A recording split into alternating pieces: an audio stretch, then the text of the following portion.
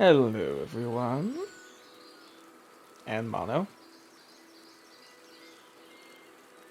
Mono? That was fast. There you are. Yes, indeed. Gotten a lot quicker at setting up stream. Well, 'cause now I got everything set up and I know what I'm doing. Fucking heckin' frickin' heck. What? You take that like it was an insult. Yeah, 'cause everything that comes out of your mouth is an insult. It was a compliment. Well, maybe this time.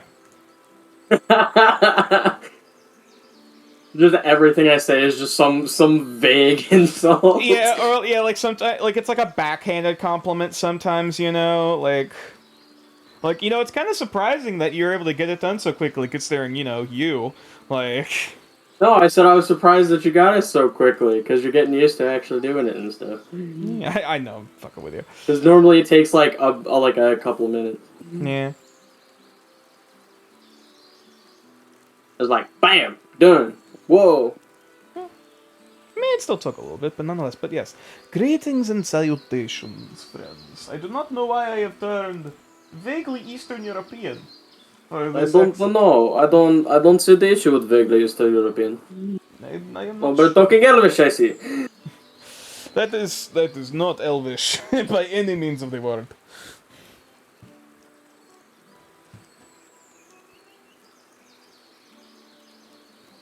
My God. But yeah. Hello everyone. Hi chat. Hi Mono. How's y'all's? How's y'all's? How's y'all's doing? Not dead yet. That's good. I hope. Debatable.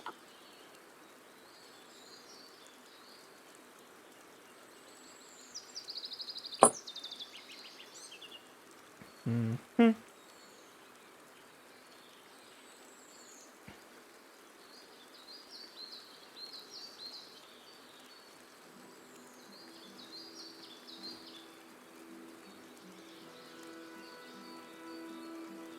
So Keen is going to be late I have heard. I have seen. for various reasons I do not know. That is understandable. God, there was something I was gonna bring up. There was something I came across recently that was interesting that I was gonna bring up on stream, and now I forgot it. But I guess it wasn't important. Is the false Hydra? False Hydra strikes again. No. Well, I'd hope it wouldn't be. Rena Gamer's here. Yay! We have a Renagamer. Hello. And I ran out of caffeinated drinks like a few days ago, and I am suffering. My condolences. Hi, Charlie. Charlie is here. Charlie? Yeah, Renegamer's cat, Charlie. Oh, yes, hello! Charlie and Yuna. Yeah, Charlie also says hello, but it doesn't realize you all can hear him. Aww. Well, his presence is appreciated nonetheless. Katya, too. Electric Boogaloo. Oh god, no.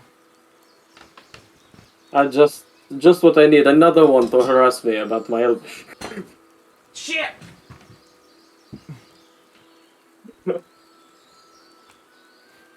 Sorry, my water bottle fell. My water bottle was about to fall, and then when me going to lean over to grab it, I accidentally disconnected my headset for a brief minute. Okay, we're good now. Hello.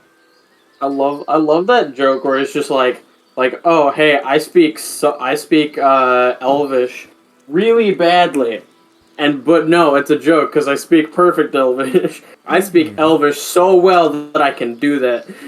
Yeah, you speak so well you can intentionally like fake sounding garbage. Yeah. Yeah, I'm doing all right, Renagamer. Not too shabby. I'm dying inside. We just had released the third highlights video for the Planet Zoo gaming streams, which was interesting. The return of the NFT. What the fuck are you talking about? Remember the NFT? You don't remember the NFT? No! Alright, well then I shall leave it a mystery. Is it like non-findable turtle or something? Or non-findable tortoise? No. Because well, like some reference I, with Jesus I'm Houdini. surprised you don't remember the NFT. Like, a lot of people were mentioned it. Really? Even you brought it up when it happened. I don't remember. Yeah, I don't remember the context for that. Oh yeah, nature got sick. Yeah, I unfortunately I had just the reason why the Monday stream is off. I had just gotten off from a family reunion, which I went with my lovely partner Gab, and my parents, and the food was delicious, and there was a lot of it. Don't get me wrong. However, the night after, and You need to like raise your con, bro. apparently, like Your con is garbage. God, like there's been so many times, like at this point I'm kind of used to getting food poisoning on like a somewhat regular interval, at least like once a month. That's Like, not okay. I don't know, I never remember what causes it last time, and by the time it comes around again, I forget again. It's like, ooh, good food. You need to just like stop. Look, I never said I was bright. Yeah, well, when it suffers your quote unquote business, when it makes your quote unquote business suffer. Yeah, like there's only so much I can do to help that when it's like I don't know about it in advance. Well, it's called not forgetting. Well, it's I don't know what causes it every time. Like then again, it doesn't Go, also doesn't go to happen it. every time, but You might be allergic to something. maybe. But then again, also I was about to say my mom also had complaints, but then again, also it could be a genetic thing involving allergies. I don't know. I don't know. Your entire family just like cooks something and it all makes you sick. Yeah, because it's not it's never really something we've really taken note of, or like, oh, okay, sometimes it happens. Like it sucks, but we'll take a something for it and then just wait it out. Like, I don't know. So if I get working towards level 12 nature, that's clearly your next attribute bump. Bold of you to presume I am above level 8. Bold of you to presume I'm above level 5 even. I mean, anyway, speaking of D&D, dice! Oh, come on. I'm almost level 21. There we go. That is... I don't think years translate to skill level. Yeah, they do. You're level 21. I'm almost level 21. I don't... Because that's something that always... I'm almost level 25. God damn it. I don't... Yeah, age is not... I am fairly certain is not a direct analog to RPG experience. Yeah, but it sounds so much cooler when you say like, "Oh, I'm like 40 years old." No, I'm level 40. Well, just because it sounds cooler doesn't mean it is cooler. Yeah, it is. It's totally cooler. Renagamer, clearly your bardic skills are above level 8. Debatable. Renagamer, age is not the same as level. Thank you, Renagamer. Yeah, just because you're older doesn't always mean you're better. I'm calling that now. Like, But I am superior. all right, sure. I've had a D&D character actually use that line. It's just like, "Why do you think you're better than anyone?" It's like, "But I am superior." Of course, that was Dingo. Yeah, it was Dingo. I think age minus 16 divided by 2 is the best approximation of level, but that you still max out at level 20. Interesting. Oh, so Just like... a while. Hello. Should I call Kumal and B? Maybe? I mean, I would... I would hold off just yet. Because we still got about, 10 minutes. What's going on? Uh, Mainly just commenting that I'm surprised that both Planes and B aren't in here yet. And Also, I Kevin. live. Kevin's normally And Kevin, here by actually, now. yeah. They're hanging out without me. What the fuck? Oh, excuse me. Both of Sorry. them went back to B's house. Oh my god, maybe. Bastards. Didn't invite me. Anyways, fuck the Seattle airport. Oof. Can't be worse than Dallas. Um, Or Denver. I had to spend $270 on a spare piece of luggage What? Hmm? at the Seattle airport. I had to buy another thing of luggage because I was not because I didn't want to destroy things or throw things away because I had too much in my luggage. So it was either separate it into my carry-on and utterly destroy some stuff via bending it, or get a new piece of luggage. So what does that have to do with you hating the Seattle airport? The fact that it's $270 for a suitcase, I mean, it makes sense. and it's a small suitcase. It's like Left in activity. What? 2 foot by like 8 inch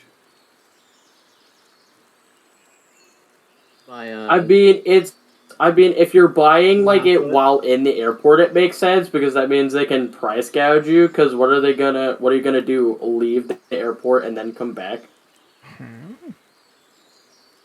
I mean, Just smart business.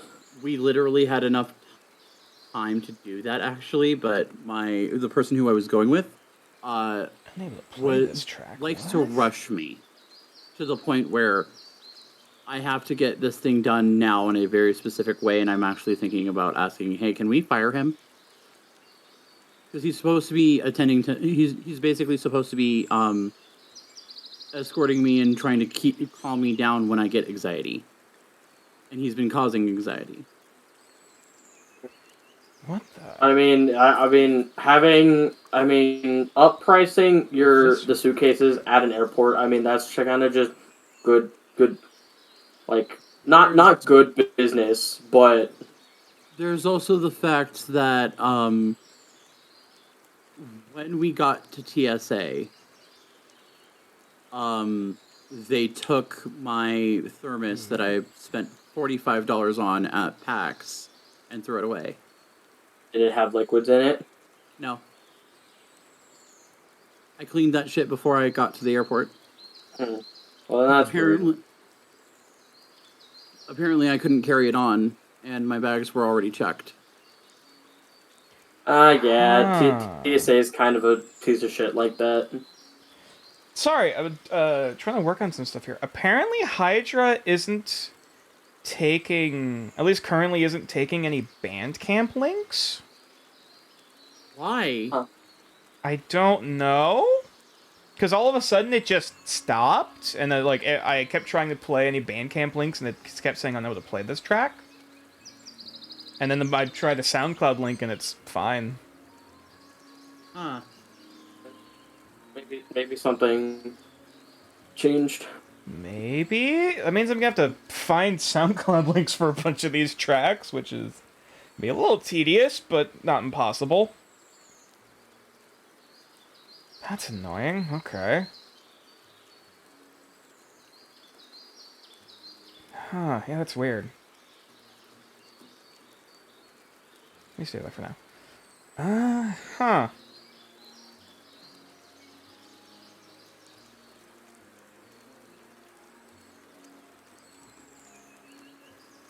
Alright, yeah, sorry, because I'm also working on a few things in the background as we're getting things ready. Alright.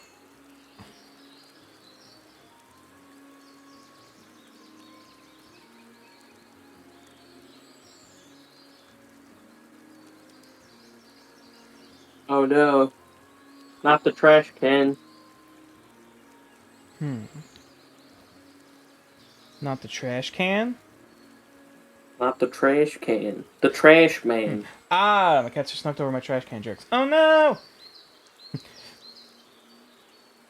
They've unleashed they've unleashed what lurks beneath. In the Daddy DeVito. God damn it. Anyway. On an unrelated note, Actually, before you go on to that note, Ryle, pick a color. green. All right, continue.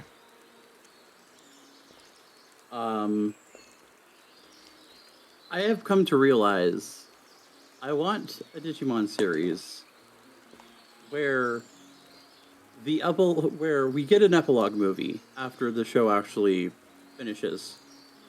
And it's just the kid who was the Digidestin having PTSD from all of that shit. Living through his life. It's basically one of those it was all a dream frickin' No, things? it's the actual aftermath of what should be. Because most Digimon shows, most likely they would actually have some sort of form of PTSD after all that, due to the explosions, the threat of death, the actual death, the fact that their Digimon are ripped from them because of how they're doing Digimon now is basically, oh no, you've grown up, you can no longer have your Digimon. Okay, so Kevin's gonna be late as well. I actually want a series where it's a former Digidestin dealing with PTSD from everything that happened. And I realize I am a very niche audience in that regard. Indeed. I've never really I've only dipped my toes a little bit into the Digimon universe, shows, whatever. Like, if you actually think about it, the way they are going with Digimon, this is a logical conclusion to happen at some point, where they just have someone dealing with PTSD from being a Digidestin. Fair enough. I have nothing to comment. I don't know I don't know enough about the series to add my own 2 cents. So I don't know. Anyway, let's just say until about, when did Last Evolution Kazuna come out? Mono, pick a color.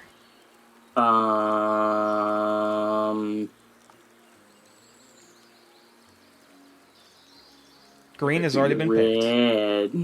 Red already. Good choice. We're going Christmas, guys. We're doing Crimbus colors. And because it's not December, you cannot call me Santa.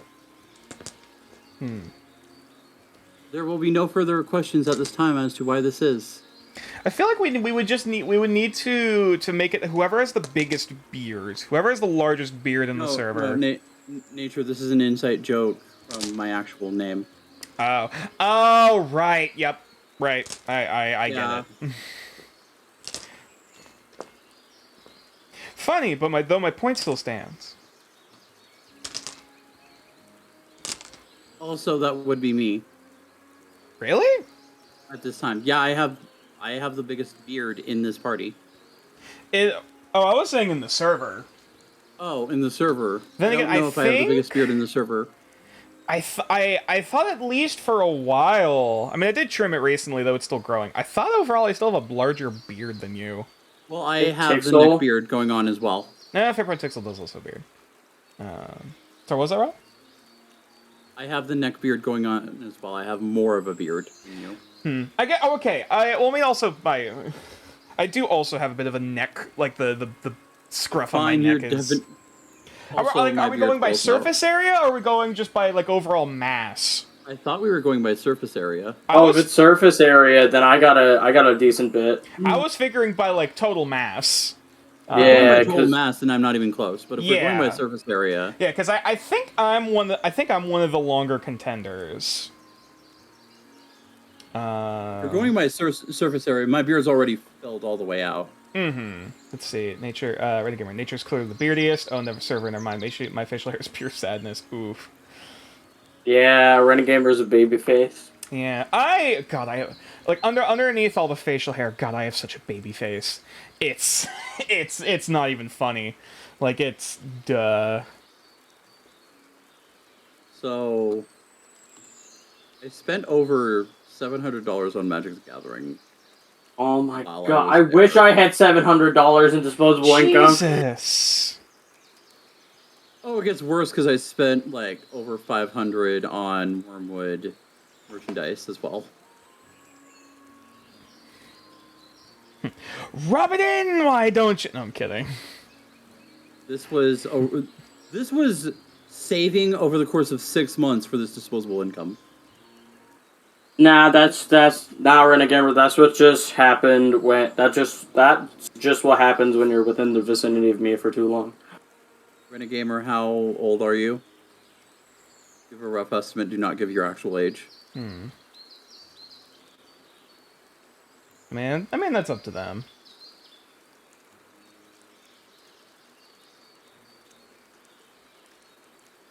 I started finding gray hairs when I was like 26. Oof.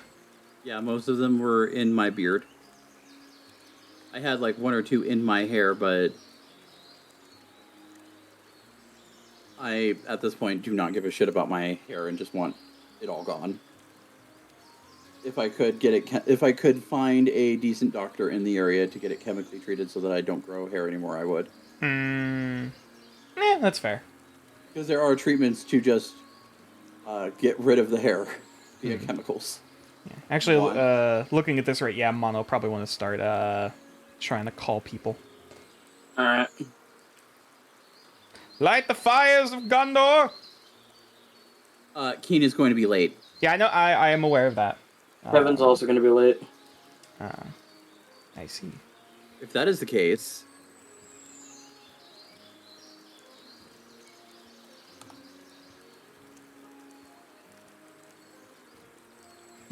Yeah, I'm surprised. I don't know anything.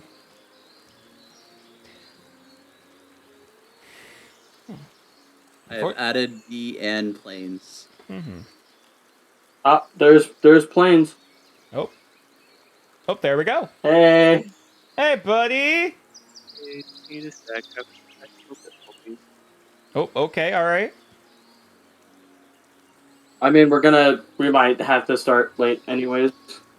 Depending. Because B's not here yet, and... Yeah, we don't have B. Yeah. Both Kevin and Keen. Do we have an ETA or a rough time on how long, or? Kevin said, And Kevin's running late. Dang. Actually, I know B's having some technical difficulties, so I'm working tech support. No, Renegamer. okay. Ooh, Renegamer. Okay. I've been his contemplating. appointment is taking longer than usual. He's going to be late by like 5 or 10 minutes. Okay, that's fine.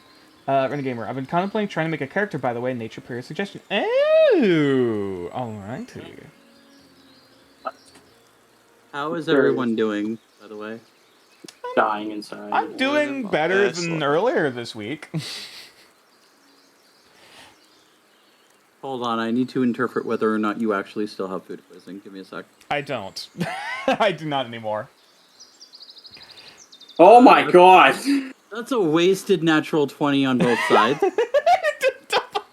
So, how you feeling, nature?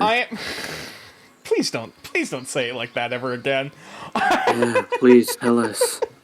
I am. The food poisoning has since passed through my system. Thank you. I am feeling fine now. I am hydrating. We have a Keen. I mean, I'm slightly tired, but it's whatever. Hi, Keen.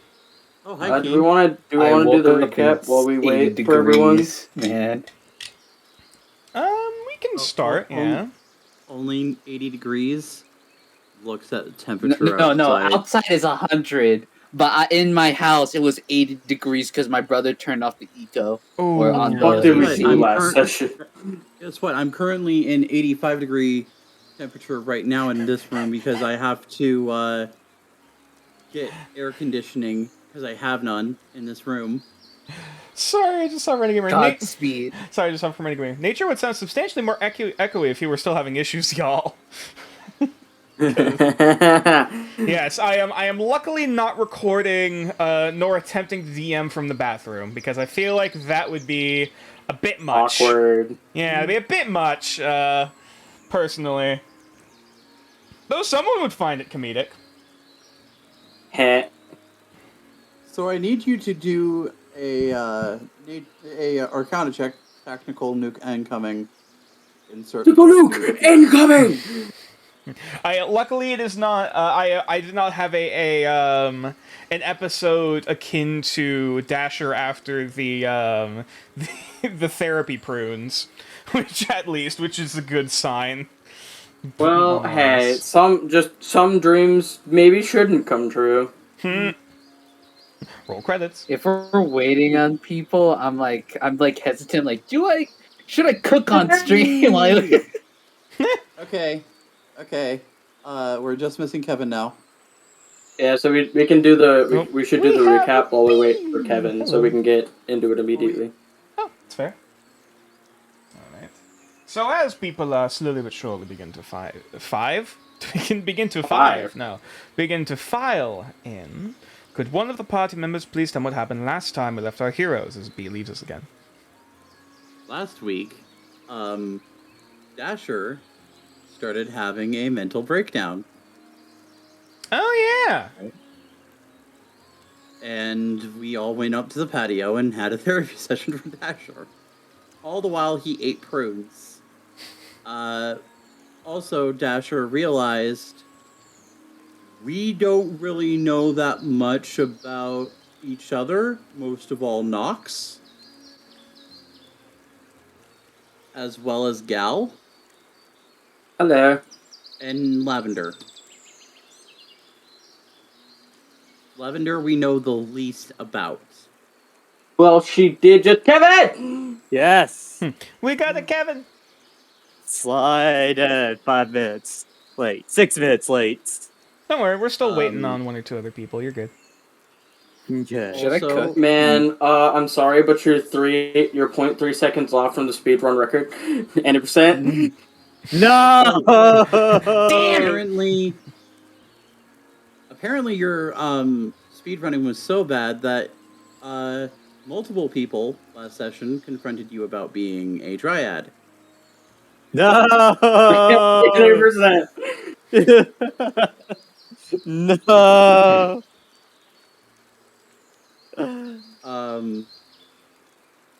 Because a few sessions ago you were leaking some orange blood, and Gal noticed that and then realized, wait, you've been saying shit about druids. Are you a dryad? Are you a dryad? No! Well, I did say I would keep your secret. Built different, man. Built different. Built stupid. I'm just built. Yes, exactly. Built different, Exactly. built wise.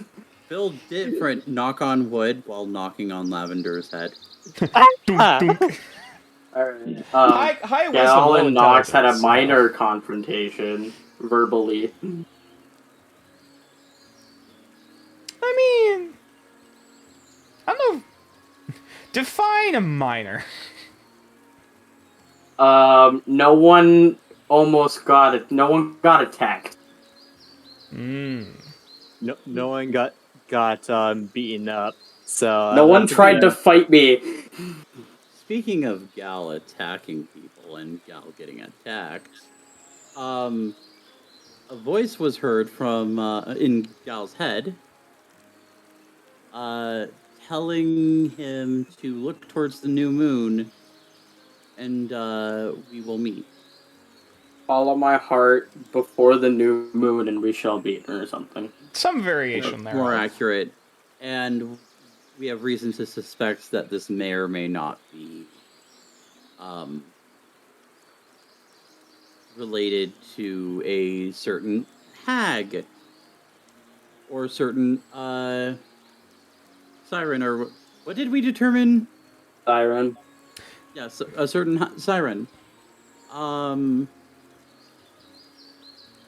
Also, Dasher may or may not have yelled in Hayden's ear by accident.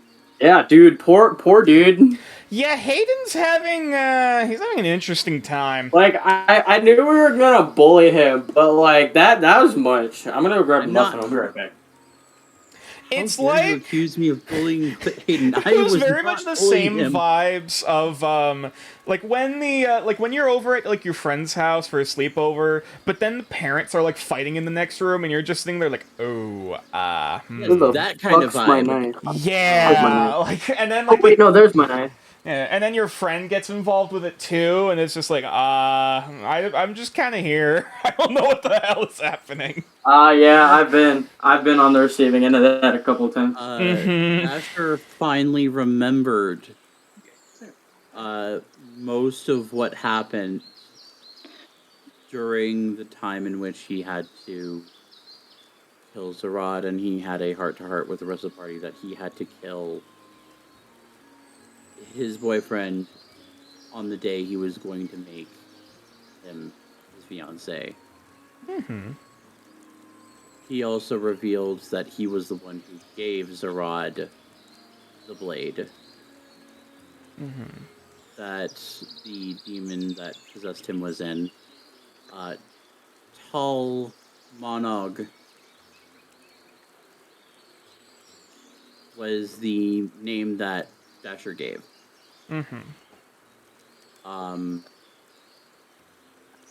He also disclosed that Actually, let me grab. his boyfriend was into a little bit of dark magic. As well as someone else that Dasher knows that Dasher thinks is a total bitch and deals with manipulation of flesh. We'll go more into that person most likely later on. Not this session though. If we even get to that bullshit. Well, I'd have been Anna instead. Potassium. After this therapy session, during the therapy session, Dasher was eating the prunes that were given to him by Plorp. The therapy prunes, yes. And Dasher unloaded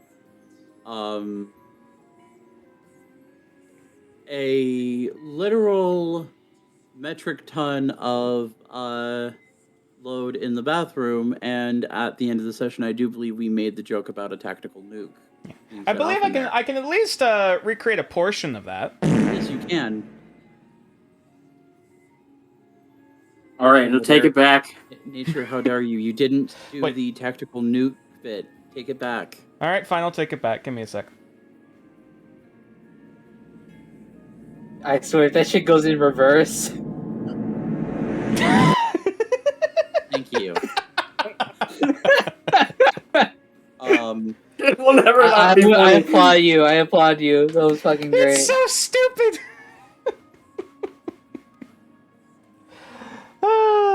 Good times all around. After the therapy session, Hayden made a proposal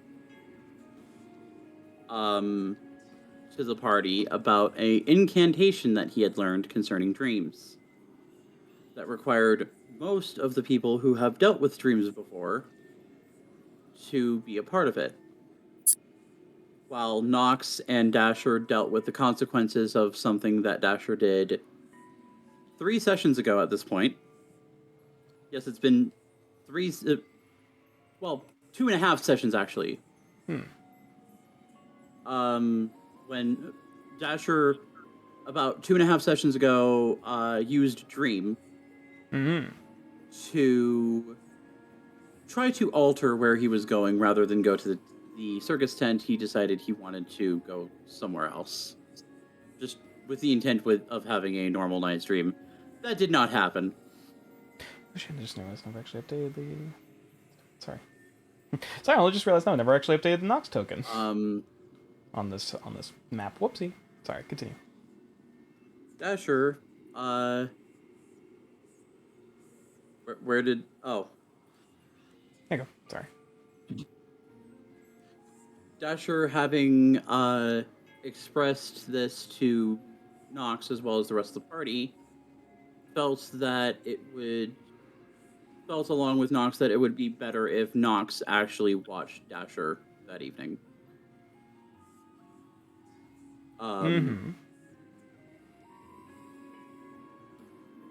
Other than that, the headband had been given to Hayden so that he could potentially help enchant the headband with something akin to protection from good and evil, or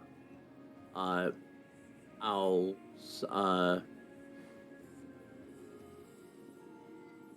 enhance ability, Owl's wisdom. Something along those lines. I believe Nox gave gave Hayden enhance ability before heading off into the drain. Owl's wisdom. Yes, Nox gave Hayden enhance ability, counteracting the protection from good and evil that she had given earlier. Also, B, I believe you're currently still muted if you're trying to say things. Technical difficulties. Still. Okay, they're still having technical. Okay, gotcha. No problem.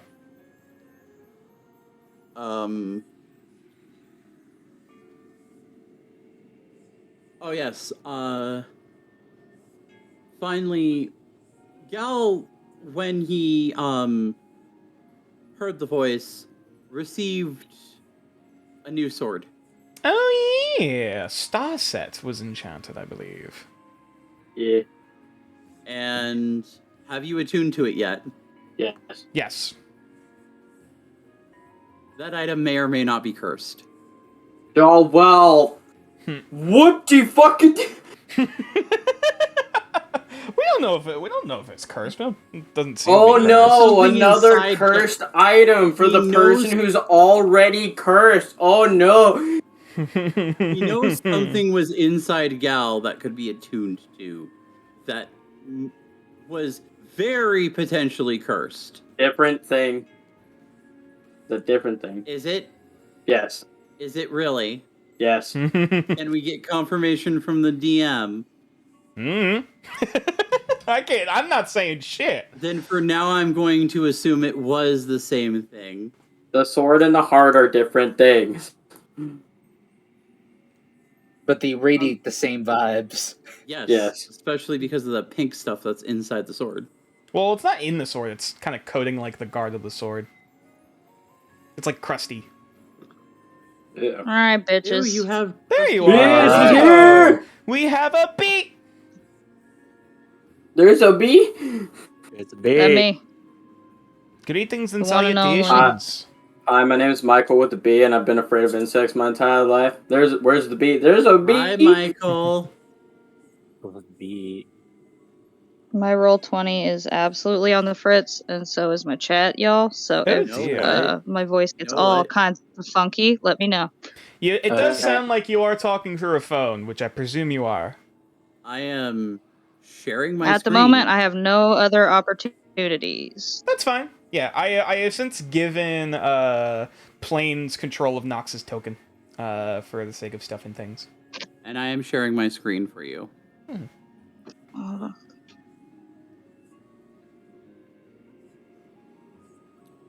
Uh, Other than that, Hayden can never remember her fucking name.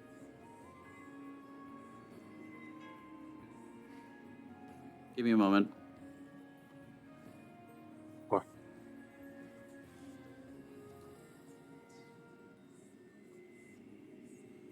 Where the hell is the stupid? Where the hell are the Mazka? orcs? Mazka? Yes. Yes. Looking for Mazga? Hayden, Mazka, and Lavender had an aside for a tiny bit of time. Nothing much. With Hayden and Nazca feeling like they were dropped into something over their heads. Mm-hmm. I think that's just everyone coming to this party. Yeah, no, that's everyone coming to this party.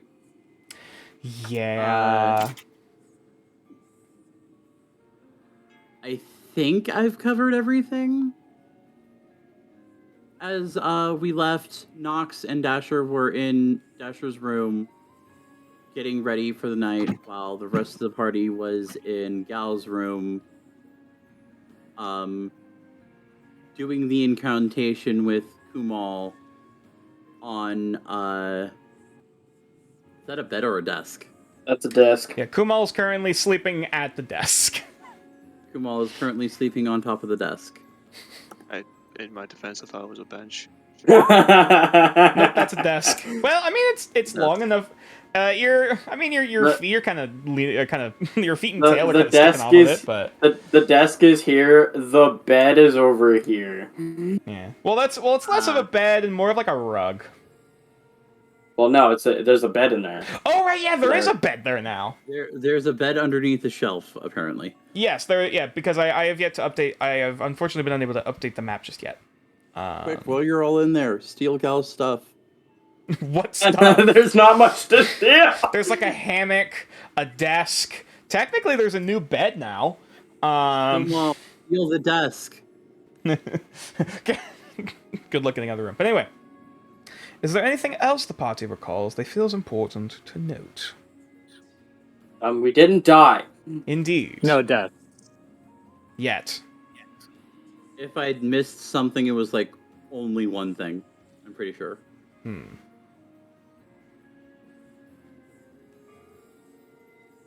Please note everything I have said that happened was out of order severely. Oh, definitely. But nonetheless. Alright. I suppose all that leaves as the final bonus question. What day is it currently? 27th. Technically the 28th if we want to be semantic about it. I was about to say, I believe it's going into the 28th. Yeah, it is going into the 28th. I don't know if it's actually after midnight or not. Probably will be. I'm just gonna put it at the 28th. Cool. So, So, that means there's 4 days till Samhain. Winsau. Alright, so. 4 days until shit hits the fan. What do you mean? It's fine. Alright. But nonetheless. 4 days till shit hits the fan. Until then, I suppose... Well, firstly, I suppose I have one final question to ask the party before moving forward. Technically, it already hit the fan on the 11th, on the other side of the continent. Is everyone ready to play some Dungeons and Dragons? Terraces and terraces. Terrace and terraces. Sure. And so... Heavens and hells. That's not going to be for a while. Probably. Gates and goats. Gates and goats. Maybe. But nonetheless. Before we start diving into things, we shall see firstly to whom the fates smile kindly upon this day. Guards and gaslighting.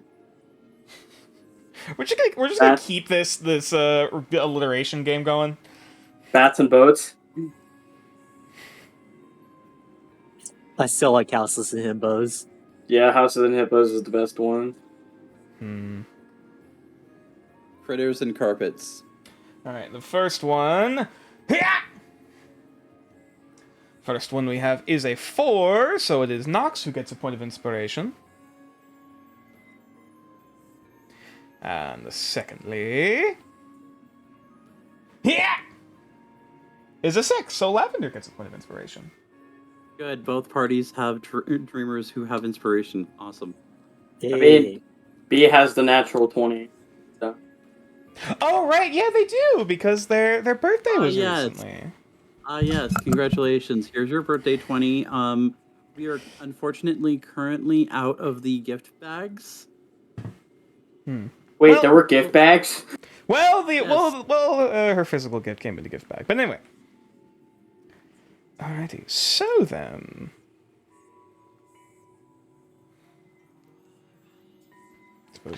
We're out of gift bags because she got, like, 3 different bags with gifts in them. So many gifts. Let me see if this one will work. Oh, that one works fine. Huh. Okay, I guess apparently Hydra was just being weird earlier. Okay. So... as we return to our heroes, our dreamers, currently, all of who had accepted the offer of Hayden's experiment with this incantation, as they had a mark of an eye symbol of some kind over the foreheads, one after the other, before Hayden ultimately did it to himself. And as the final words were given to Hayden in his last moments of waking, before drifting off to sleep with dream journal in hand and hourglass at his side, the sand slowly filtering through.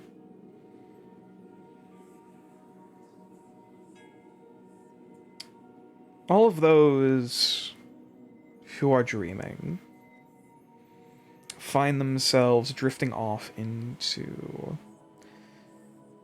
cool, calm rest. It's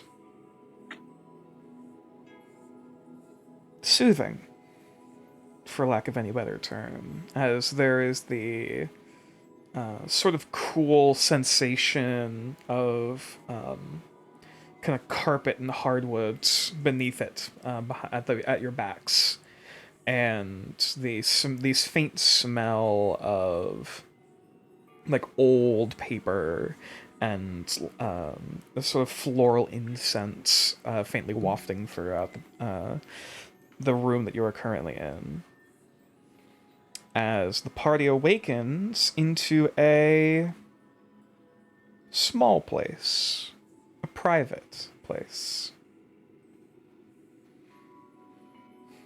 a small personal study. The room itself probably being no more than maybe 20 square feet. It's a little cramped, but it's cozy, though admittedly with the number of people in here currently, it's a little bit, shoulder to shoulder, as people slowly begin to stir from the floor. Looking around, you see shelves upon shelves of books. The titles, a bit hard to make out, looking at the covers for most of them. As you see this, a few seats, like a few old style kind of couch, like seat cushions, a soft, faintly crackling fireplace off to one side of the room. No smoke or any scent of smoke in the room. As looking off towards where the desk is currently covered in papers and books and other various knickknacks and memorabilia. Looking out the window to see Kumal, you would actually recognize this somewhat as almost reminds you of the courtyards of Hexenselber. You see, autumn trees kind of blowing in the wind further down, and the faint kind of soft sounds of conversation and chatter outside, and students walking about. Huh. As Hayden... Well, how does everyone feel? It's kind of small in here. Oh, I had to figure that was happening. Let me try something. As Hayden holds out a hand. Hang on. There we go. And he holds out a hand, and there is sort of this dull creaking of wood as the bookshelves on either side just kind of creaking as the room kind of expands widthwise about another 10 feet. As the rug on the ground almost stretches and reorganizes itself to match the current size of the room. Oh. So I suppose that still works when I bring people in here. Is this your dream space? In a manner of speaking, yes. At least that's what I believe it to be. This is a personal dreamscape, for lack of a better term, that I've, well, created myself. Well, of course, with the help of the incantation, but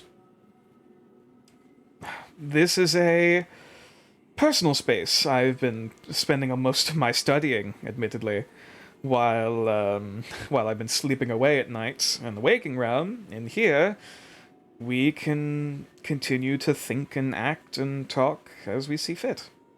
There are some people who would kill for this kind of thing. I would imagine. Though, admittedly, this is a bit hard to teach to other people. At least directly. I suppose I could actually show it now. Kind of takes a moment walking over to like a little central coffee table. Sitting down. Does anyone want anything to drink? If you I were... have more questions than desires of refreshments. I mean, understandable. Tea. Oh, yes. Also, if you're worried about any sort of, if you're worried about your weight, the food and drink consumed here doesn't actually affect your physical body. He just kind of holds out his arms and almost like fetching out from one of the shelves as if it had been there the whole time. There is a teapot and like 4 or 5 teacups that lay themselves out on the onto the table. And kind of after like snapping his fingers, there's a bit of a little puff of steam coming from the teapot as he just kind of lifts it up to pour a few glasses.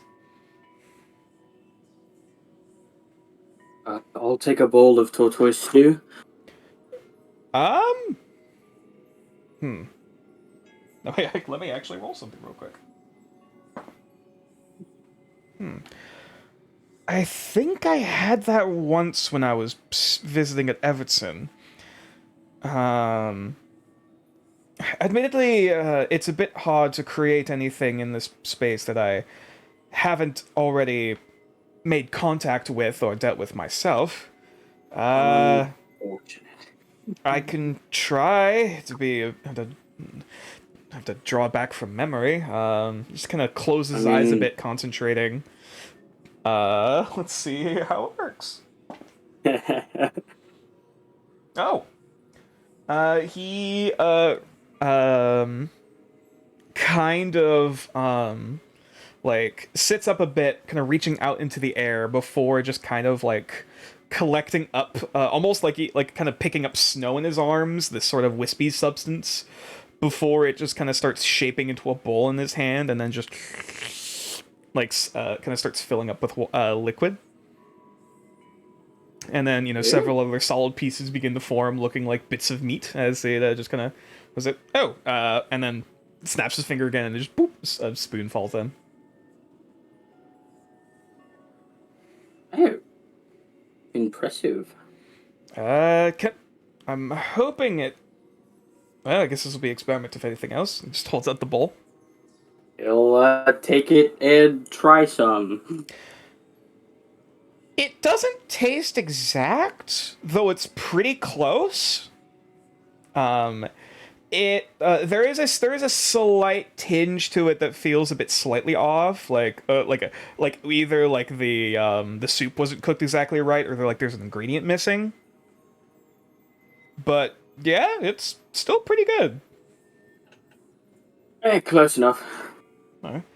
Oh, interesting. But yes, Kumo, everyone, this is, well, a dreamscape I'm able to create for myself and bring anyone in here I desire. And while in this space, while we are resting, we can continue to discuss and speak of things. I see. So, it's a space that most people cannot enter, where it is completely uninterrupted. Unless someone wakes us up. Or you can always choose to wake up yourself in a moment's instant. I can now think of more people that want to kill for this.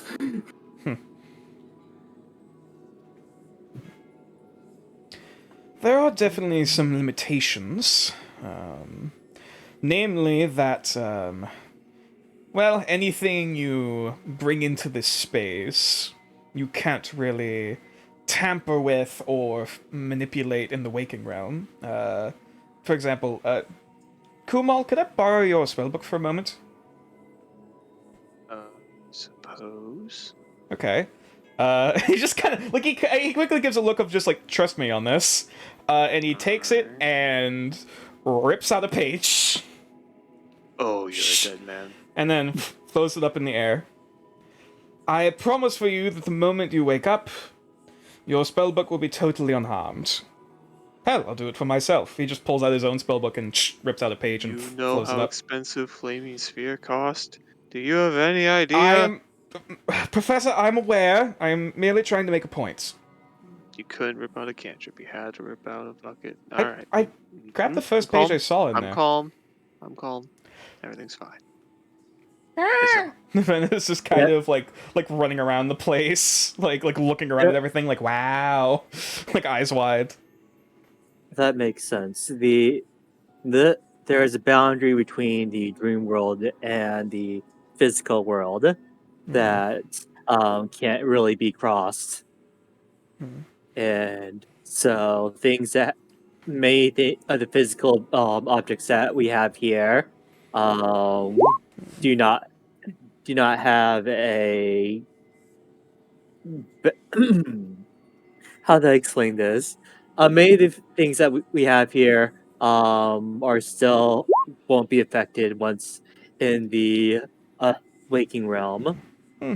Everything in this place is made of dream stuff, for a lack of any scientific term. Mhm. It's though I've at least heard stories of course, other dreams and the Regiamentus and other such things that there are more tangible things that can be modified in such spaces. However, here, it is simply... illusory isn't the right term, though I suppose it would be illusion.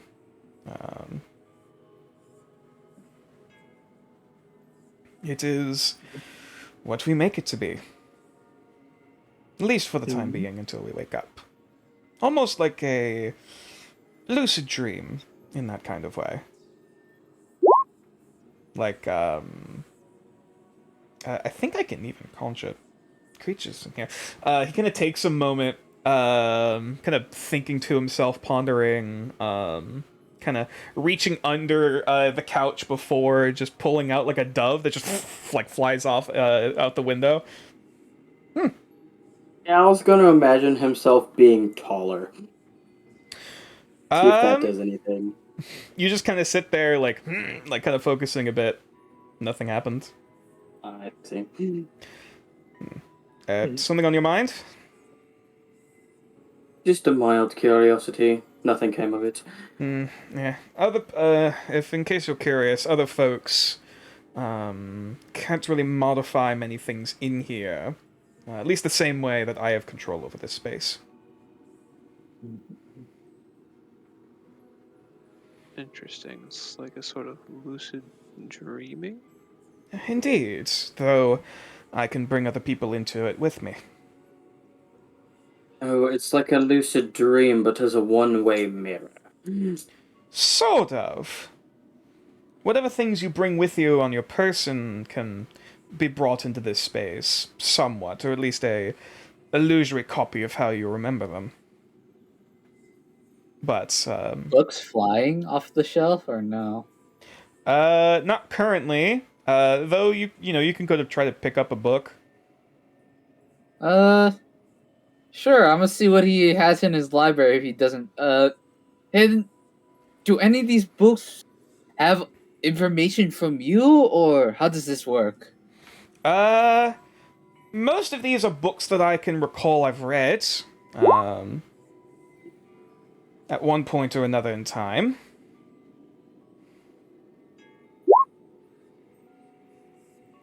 And as you start grabbing a book, roll 2d10 for me.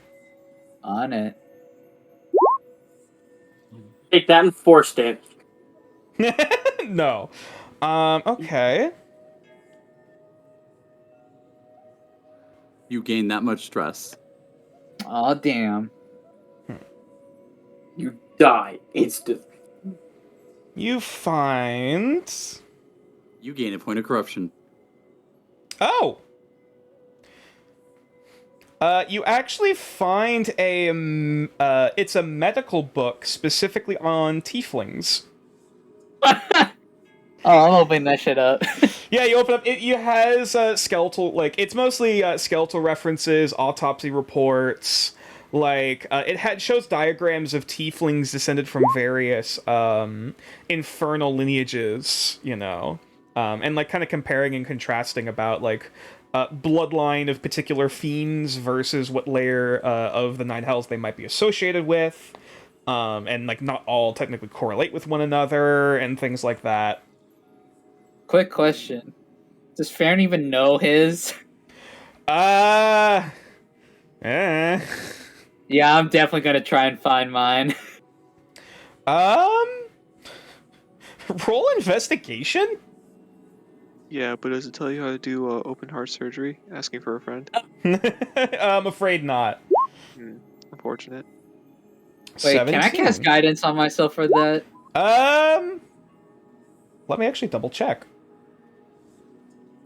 Let me check how spells work in this place, because that's a bit of a weird question. I mean, you see Can I see if mine. Hayden has smut books? roll investigation. Alright. I wanna learn. I wanna see if he has any dirty little 10. There's a lot of books. You'd have to really sift through to find any particular ones. They seem to be organized in certain ways, but it also feels very a little bit of an organized chaos, not really any official organizing system. Roll that guidance. I will get some dirt on this man. Oh my god.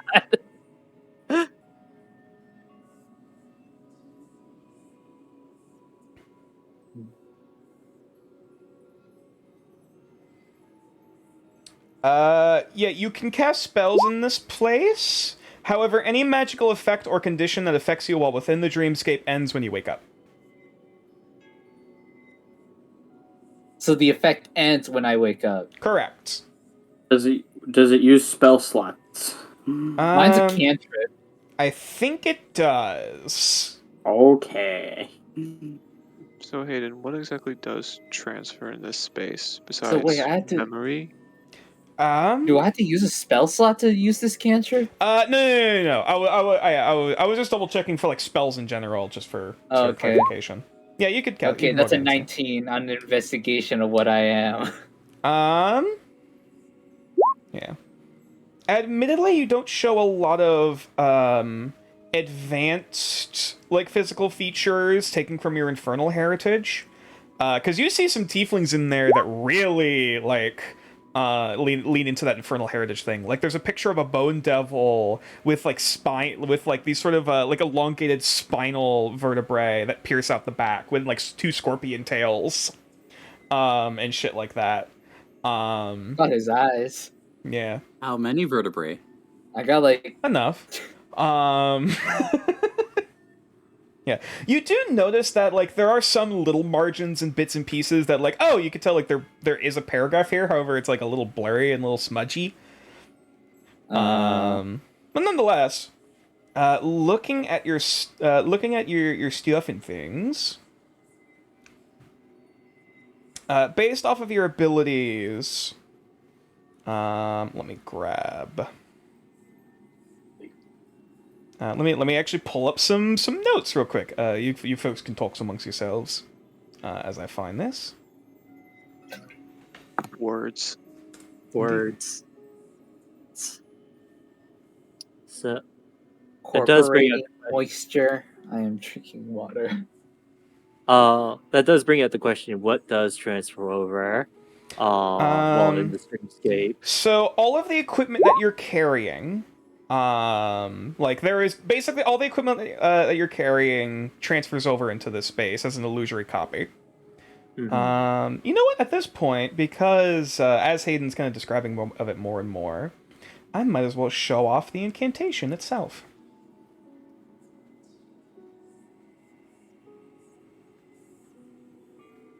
Dreamscape Convergence. Sit for an hour. Yep, yeah, the casting time took an hour. That people were kind of sitting there. I can read this off and then I'll grab the stuff for tieflings. First level illusion incantation, cat range of self, components of verbal, somatic, and material. Material being an hourglass filled with sand and a page from a dream journal. Duration is 8 hours. Clouds stretch as far as your eyes can see, a kaleidoscope of colors bleeding out from the center of the billows and casting a faint glow. With the snap of your fingers, the clouds around you begin to swell and stretch, transforming into more sturdy, recognizable features. Falling into a deep slumber, you can interact consciously with a dreamscape of your making. You may bring identical copies of physical objects such as books, weapons, or magical items into this realm, as long as you have interacted with them or had them in your possession. The effects of these copies are limited to the scope and duration of the dreamscape spell. You may also allow sleeping creatures access to your dreamscape. Choose at least one willing creature you know on the same plane as you. This creature may enter your dreamscape as they rest. Such creatures are aware that they are within your dreamscape and act with full autonomy while within it. While within dreamscapes, you can partake in activities that don't change the physical world. For example, learning skills from a mentor, practicing with new weapons, identifying magic items, learning languages, and training animals can all be accomplished within your dreamscape, though you must spend the same amount of time on them in the dreamscapes as you would normally be required to in the real world. Skills and knowledge acquired in the dreamscape are transferable to your waking self through material, though material items are not affected by their copies having been altered or used. Any magical effect or condition that affects you while within the dreamscape ends when you wake up. You may end the spell and wake up whenever you choose. Any other creature inside the dreamscape can choose to wake up as well. Any time spent in the dreamscape counts towards a long rest. Okay. I could have made a whole hat while we were waiting. Unfortunately, you can't really craft items in this space. No, during the casting time. Oh, yeah, maybe. I could have made a whole ass hat. That makes sense, though.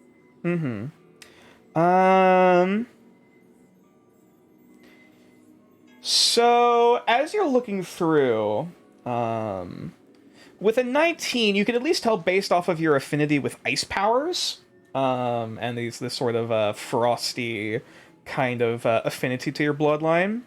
You're fairly certain that looking at some of the diagrams, and like a bit of a more artistic interpretation that you're not really sure if it's actually true or not, is correlating your bloodline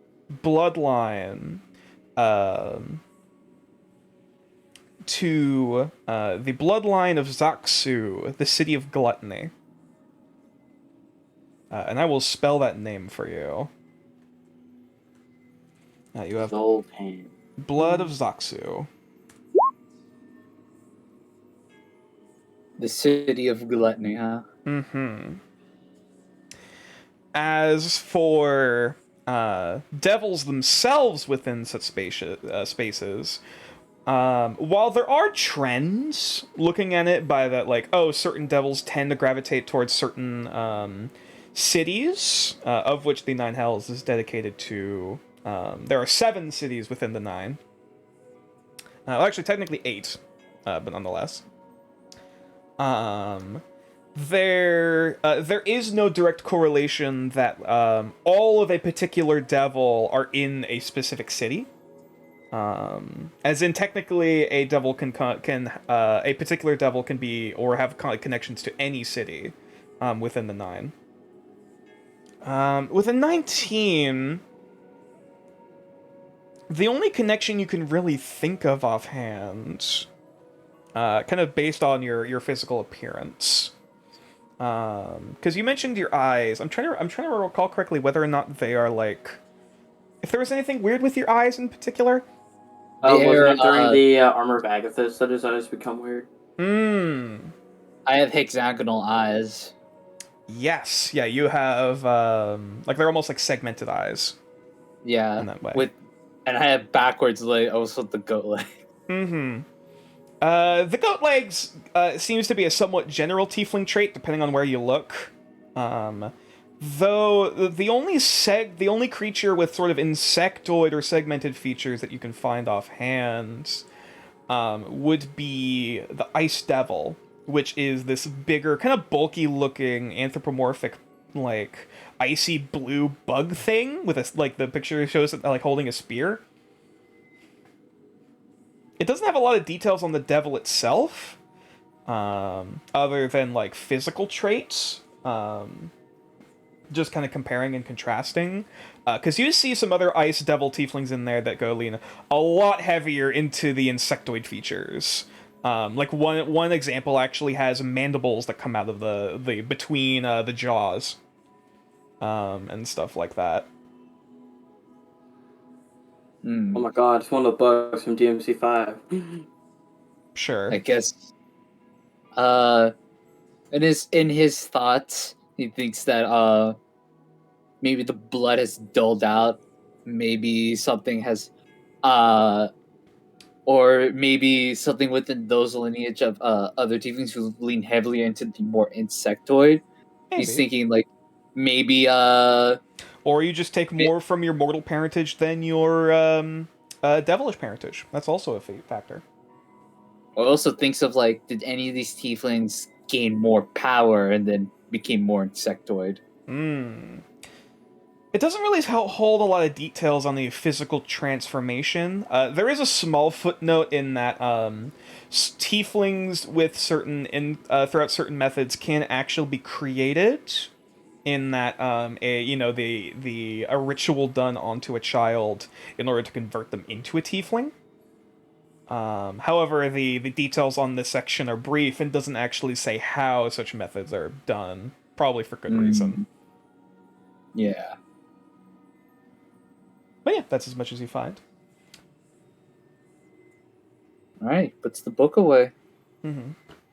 Hayden's kind of looking around. But yes, if any of you folks wish to study in this place, train in this place, any sort of recommendations or anything you wish to do, well, theoretically anything that you aren't capable of doing in the waking realm easily, save for a few examples, you can do here. Yeah, we're gonna squint at Typhoon.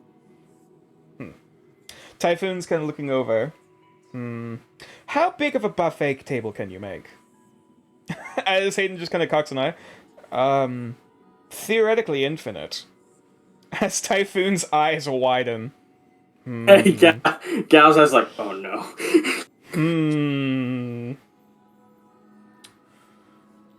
Can you just make a separate room that's just filled with food, and then just like a bunch of a bunch of academic books on like one side?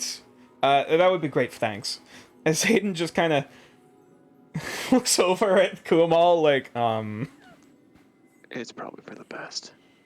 Okay, hang on, give me a moment. As he just kind of closes his eyes and just like kind of concentrates a bit before, with another creaking of wood, like one of the panels on the wall just kind of like cracks and pops off, before just a door forms in its place, as the ornate kind of wooden door just kind of opens out to see a large buffet table of all different kinds of like entrees and desserts and meats and salads and like a full-on smorgasbord.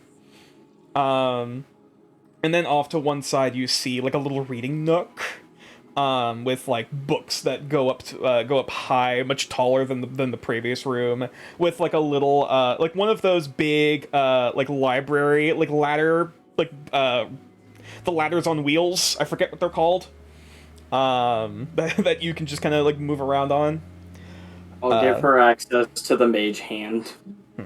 As Typhoon just pauses for a moment before just she just stays there speechless before just bolting in and just closing the door behind her. It's almost impressive how much she'd like her mother. Huh. All Let's have right. the explodey bits. Any other recommendations? We're going to be here for a while. Would it be possible to learn how to use incantation? I can try. Um, he kind of concentrates again for a minute, closing his eyes and holding out a hand, almost like as if he's kind of motioning to like flip through pages, as if trying to remember. And almost coming out of the coffee table, kind of coalescing in mist, it solidifies into a physical book. That as the book kind of closes, you see the cover of it is just covered in moth wings. Some of which are actually still faintly twitching, and kind of moving a bit. As he kind of opens his eyes. It would take time, though. The main method of learning an incantation is to read it from a memento of some kind, much similar to this. However, I suppose if we could somehow recreate it. I don't know if you can read it while in this realm. That is something we'll have to figure out how that works. But if nothing else, I can at least recreate a model of it to see if we can reverse engineer, and maybe I could try to make a copy? And then, give that to you to read, and of course to other people. Yes, that would be Oh, go on. that would be great. It's almost as if the study of such magic has to be personal in a kind of way. That it's something that you can't easily teach someone else. I don't know how else to describe it. That's why I thought.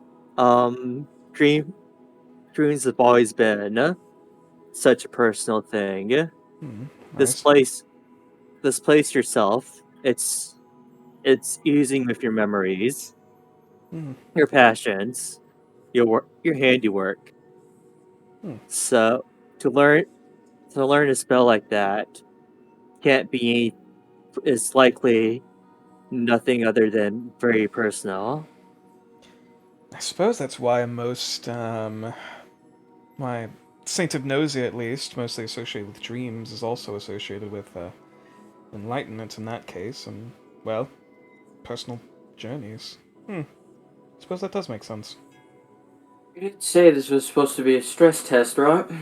Indeed. Well, then let's get stress testing, I guess. Alright. If that's possible. Okay, do you have any recommendations? I haven't had a good spa day in a while. Oh, Oh god, how long has it been since I've actually been to a spa? Well, we can try. As once again, another bit of concentration, and another door just kind of opens up next to where Typhoon's is. And opening up inside, you see a sort of a soft kind of lavender bluish green tile, large spa, with a basically the equivalent of like a hot water bath kind of jacuzzi kind of thing in the middle. Nature, when we like are near the door, like is Typhoon's door, like do we hear like plates being mashed, or do we just hear chewing, or do we just hear the inhaling that is the food? She does have access. She does have access to the mage hand. There is the faint sound of like, it's not like trashing the place, but there is definitely the sounds of like cutlery moving around in there, and in subsequent like swallowing of food. Indeed. All right. I love that song. So, for the sake of brevity, for the next 8 hours, you guys can basically do, after, talking to Hayden first, whatever the hell you really want in this space, save I'm getting for- a spa day. That is fair. So, does this mean that we'll have access to the downtime activities on your public archives? Indeed. Basically, as long as Hayden is within your party, as one of your retainers, every night you can enter his dreamscape, and during so, at the end of every week, you can continue to do downtime activities while on the road. The only person that this is not accessible to is Dasher. Well, we'll have to experiment to see what happens. I'm sure it'll be fine for Dasher. I'm sure he can. The only one who this is not currently accessible to is Dasher. We haven't, to be fair, we haven't tried it yet. Yeah, we haven't tested it yet. Nonetheless. Yeah. He's literally being dragged. So, one last thing. Here. Can we enter Regia Mentis from here? That I don't know. And I have yet to try, admittedly. Then again, I have yet to succeed in entering such a place myself, as much as I've tried. That's why I admittedly want to ask of you folks. While this does feel separate to a typical demi-plane or, realm within the Regimentus as much as I've researched, it is a question of how much these are connected together. And whether or not you can open a door, or if you learn this incantation, or if I'm capable of entering Regimentus, if other people can enter as well. Let's see. It's all theoretical at this point, but I'm hopeful, to say the very least. And whatever other insight you or anyone else who knows how to enter can give, I would greatly appreciate it. Maybe instead of learning the entire incantation from the beginning, maybe we can learn a small piece of it. The Can piece. parents hear this? Yeah, this is all in the public room. Unless you question Hayden to make separate rooms for people. He's not really hiding here, this. I have something in mind about going into Rudimentus. Well, by all means. He then pulls out the bowl that Agro was messing with all the bones, for how Baron's able to get in there. An oracle bowl. This right here is how I'm able to enter it. Maybe if I rearrange it like how I would, maybe we might open something. Mind if I take a look at this? Sure. Where's the Dream and Orc books? What are you looking for in particular? I'm looking for the general stuff. General orc history, or That looking would be for great. certain tribes or certain cultures? Honestly, all. Okay, give me a second. He's gonna start looking through himself. Unless there's one entire aisle of orc, and then there's dream stuff, then he'll just go in there when he can. And then he'll help Hayden. I'll. Same with his tiefling blood. There was a book I found a while ago, I believe, at least had a variety of the names of various orc tribes that are on record. I believe it at least has most of them, if not all of them. Certain details are a bit sparse, but nonetheless, as he kind of climbs up one of the ladders before he's just kind of, actually, wait a minute. I want that advantage on orc history. No, that's fine. He kind of as he goes to start stepping up the ladder. He's like, "Wait a minute, can I?" He just kind of jumps off the ladder and starts floating. Oh, That makes sense. I was about to go and try and catch him, but then I was like, oh, fine right. then. Book. He just kind of floats over, and kind of sifts through. Oracles. Ah, here it is. He pulls out a book, and it just seems to be a general glossary on all of the known orc tribes on Alshir. As he just kind of floats down, and just sits down at the table. Hey, did. Yes. I've had a thought. Of course, Are Professor. you able to recreate the library?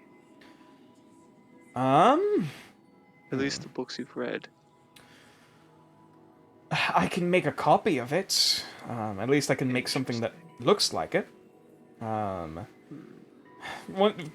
course, the closer you look at some of the details, it probably wouldn't look exact. But, at least those books I have read should at least be able to show up in one way or another in the room itself, as I remember it. Interesting.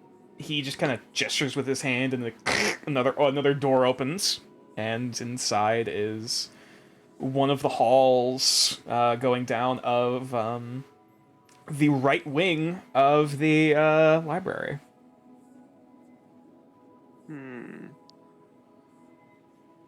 So, I'm gonna do a little fun for this 8 hours. I'm gonna kind of pull out my internal library card and see how this Hey, how this backs up, how this see how well it reflects. I love that description. Yeah, I do too. That's really stupid. Oh, I see. It's because the font is It's still white. white. The font's white. Oh, what the Big oof. Why? Okay, that's annoying. Hold on. I can got this. fix I it got later, this. I got a think. solution. Thank you. I Hey, copy look and at that. pasted it. Thank you. I appreciate it. I'll try to. It'll still be white. I'll try it. Okay. All right. I'll say for the sake of this, is there any small things or any single session quote things that the rest of the dreamers wish to do in this space? Help Hayden with the whole Oracle Bowl. Okay. Yeah. And I'll say for that if you want to roll the history check with orc stuff as well. It still doesn't work. Whatever. Yeah, that's weird. Is it like a dark Oral mode history, why thing? not? Oh, that's weird. I can figure it out later. 15. Okay. We'll come back to you, Farron, in a bit.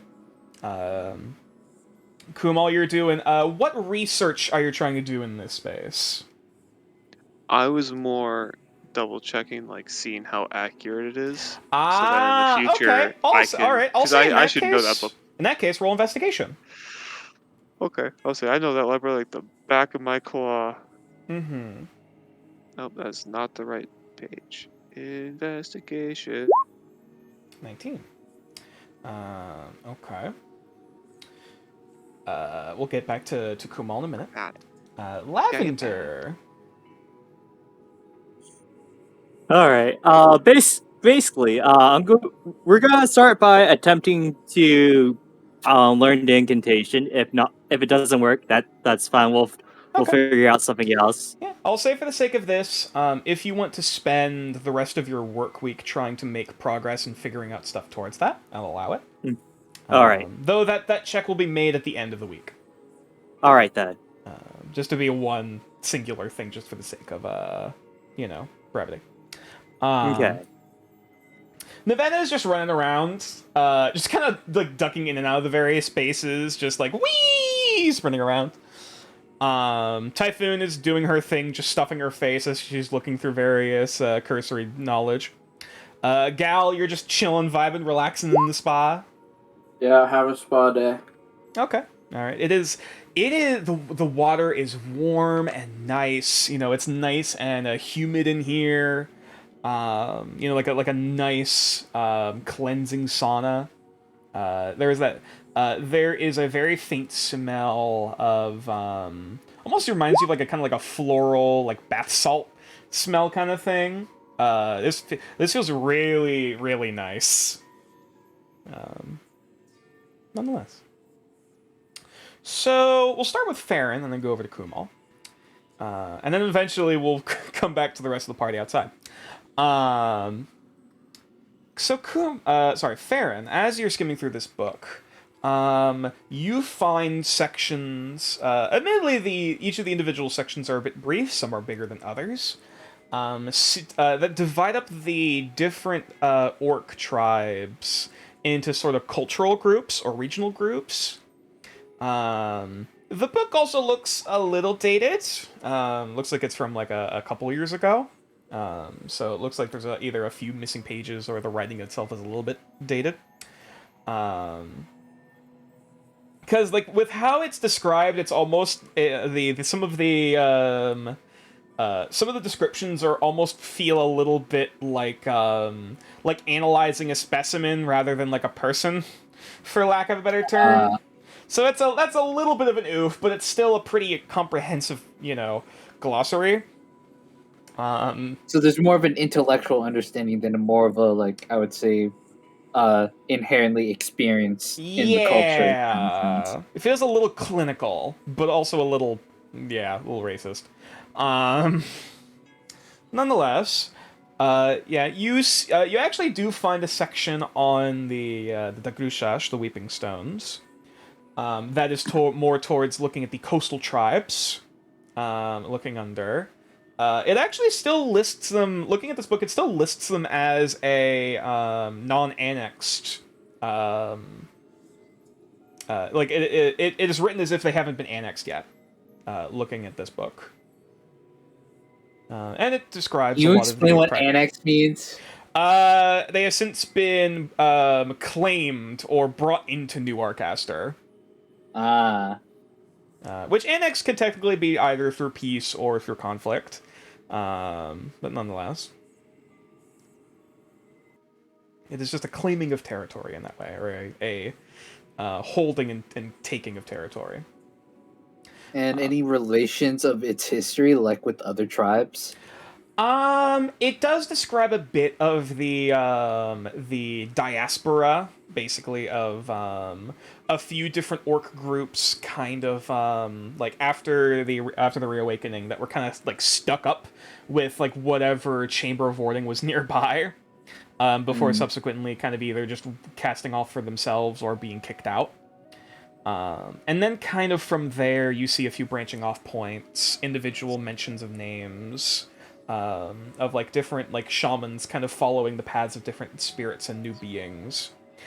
Some of these look to be as if new cults to certain darker powers that have since been expunged during the Wars of Congregation. Though others still seem to be, continuing to strive and live on to this day. I asked about the relations and its history because what Gomatog said that like he has that if we were of the southern tribe, I'm like, of course we're more south compared to them because they're up the most north. Yeah, but it what kind of I'm asking divides is, it. like, Yeah, it's like the how connected are we in a sense? Not super big. At least, like, of course, the connection with like all the orcs coming, coming from the same chambers and everything. Or like they were they all were holed in typically in chambers of warding with others who didn't exactly vibe as well with them, in one way or another. So otherwise, basically everything started around the Snaira Mountains, close to the eastern coastline. And then from there, they just kind of split off and migrated out into other directions. Some of them, forming rivalries and splitting off that way. Others just, growing too large and having to repopulate, like, relocate some of their people. It's a bit of a mess. It's a little complicated, looking at all the different threads and arrows kind of pointing around, because there's hundreds of tribes you could sift through. And then generally, like, the descriptions themselves are a bit vague in that aspect because there's so many. But nonetheless. So, for a general trend, most of them started around in the area that we would now consider to be the central tribes. Basically where the main territory of New Arcaster is right now. And then from there, some of them migrated north and then ended up melding with the Goliath clans up there in Kuldland, back when that was a thing. while others actually went east towards the coastline, and then from there branched up north and south, following along that way. I asked was because okay, so their central hub, as in like their main heads in the orc lands. Like where basically the central point is where the central tribes are. That's like the ground zero, or like where it all started, before everyone started spreading out. And that spreading out process was pretty quickly. Do I know any center of origin? Like how many clans got named like there have been like one of the very first, and they're still kicking. Let me or the oldest one. Let me actually grab the list. Actually, what is the oldest orc clan? The orc tribes. The one reference you do find at least of the is it the Tanshrami in there of which there's an old world clan that has since been dispersed, and there are several other clans that have propped up that are presumed to be descendants of the Tanshrami, which the Tanshrami are the descendants of the Tanshrami Crusades that tried to summon what is called the first fiend into the world back in the old world. And that's a whole can of worms. As for one of the oldest tribes, looking at the list, let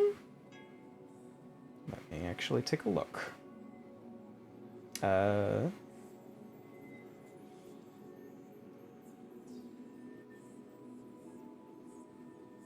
You guys continue to talk amongst yourselves as you see fit, or if you have any other things you wish to discuss. Oh, unless anyone wants to join me in a spa. I mean, it's mostly orc stuff and dream stuff that I can't, because I want to see how Aiden is able to implement. I'll say the orc stuff the orc studies will end up taking you to the end of the long rest, and you'd have to wait until another time. Because we're already kind of running over a bit with this. Oh, Hayden. Hypothetically, I mean, I'll stop my research on orcs when Hayden asks me for the help of like the oracle. Yeah, we can cover the deals a little later. But yeah, sorry. Planes, you were saying. So Hayden, hypothetically speaking, if someone were to, I don't know, electrocute Gal inside the in the hot spring, would he die?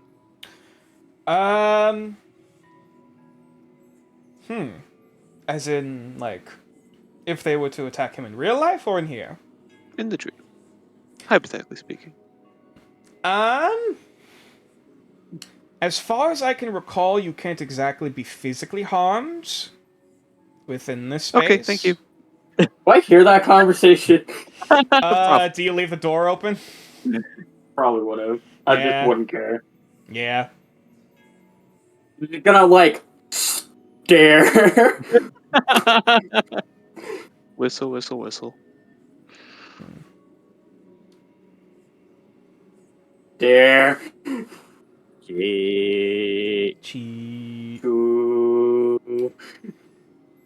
So, Zappy hands.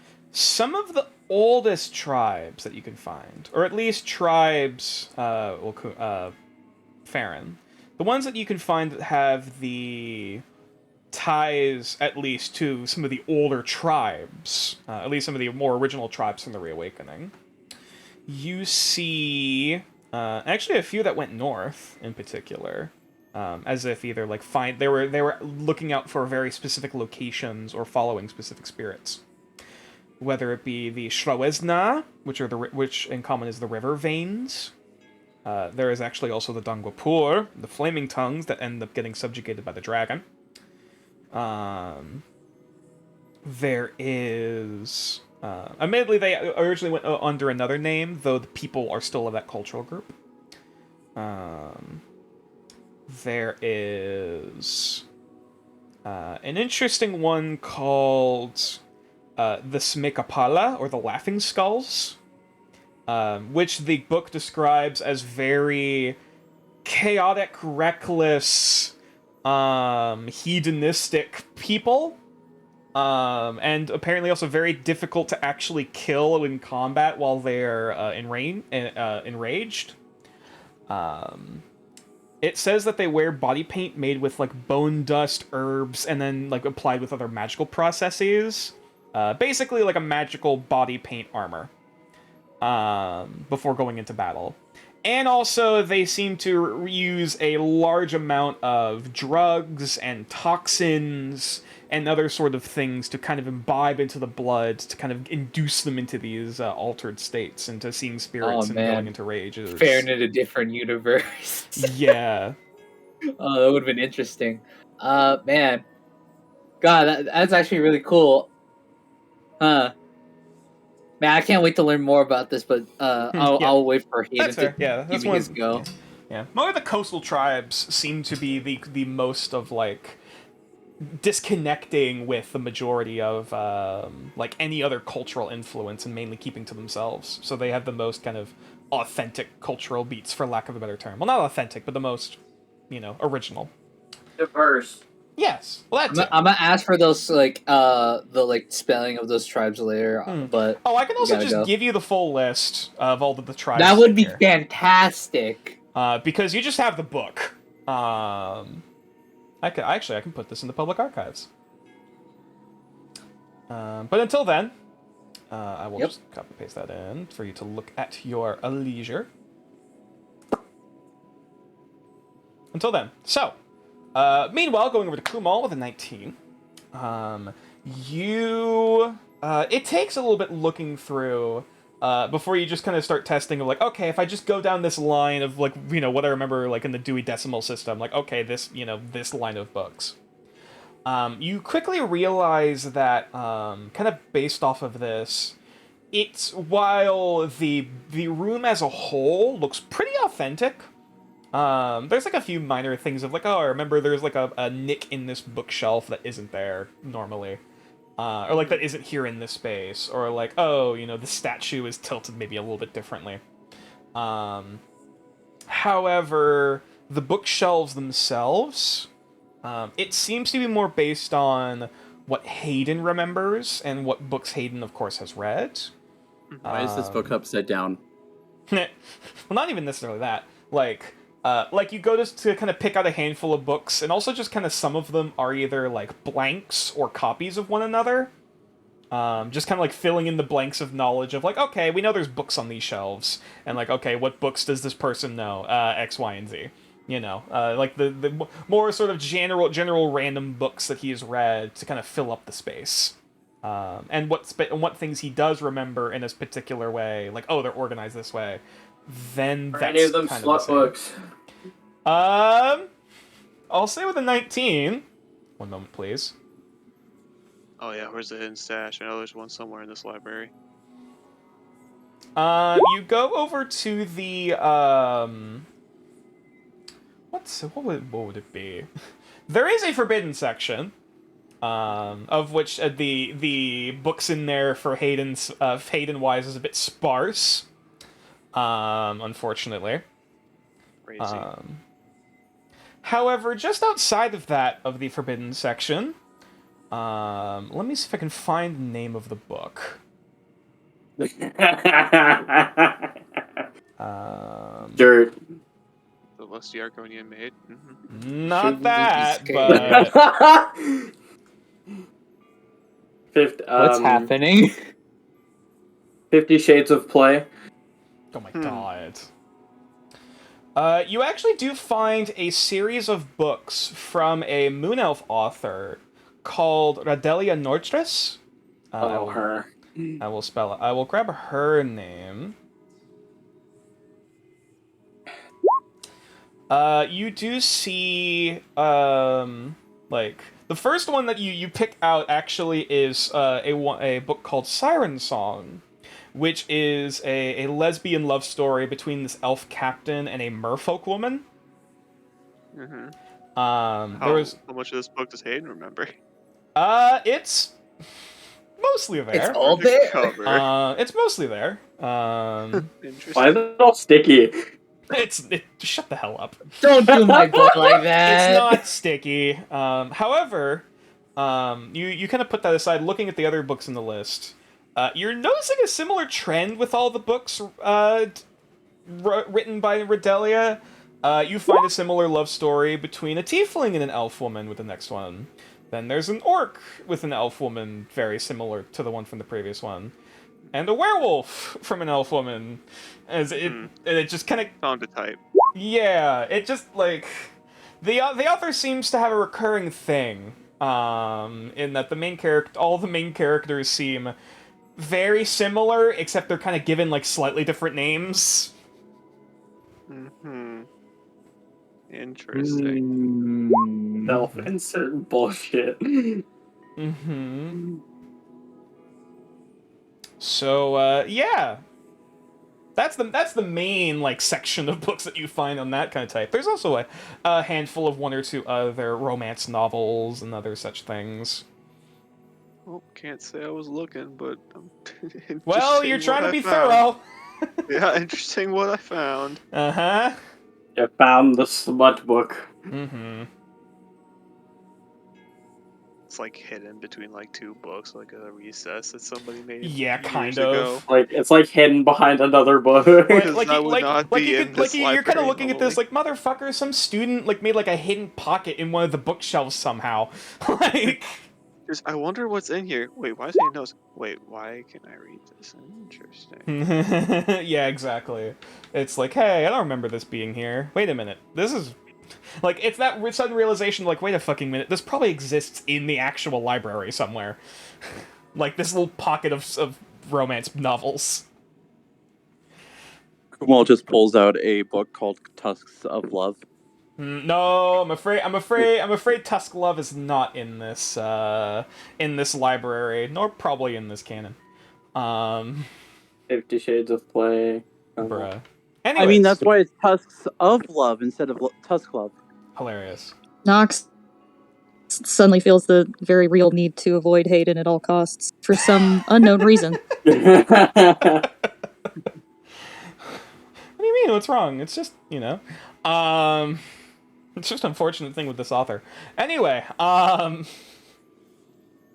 yeah, Kumal, that's what you find as you're spending the next however many hours sifting through the archives of this man, just kind of skimming through, like, okay, what exists.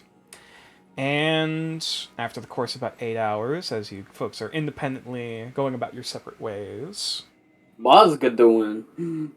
Mazga doesn't really know what to do in this space. She just kind of like looks around confused a bit before just kind of stepping in with actually she'd probably go into the spa room with Gal. And just kind of like looks down at the thing before just getting in herself. And just kind of like giving like a nod of acknowledgement before going over to like the other corner of the spa. Yeah, otherwise she's just relaxing as well. Tycoon's just floating next to Farron during this whole time. Rest are just He vibing. dreams. Farron, dreams. yeah, Tycoon's just kind of vibing. Typhoon's having the time of her fucking life. Yeah, Typhoon's having a wonderful time. There's actually a few times where Typhoon comes out asking Hayden to refill the buffet table. Which is but nonetheless, as the 8 hours continue to go by within this space, Nox and Dasher are both left watching there in the room, everyone soundly asleep. As like a few of them seem to be kind of faintly softly kind of twitching occasionally, or kind of muttering something intangible, as they're currently all of them seem to be dreaming.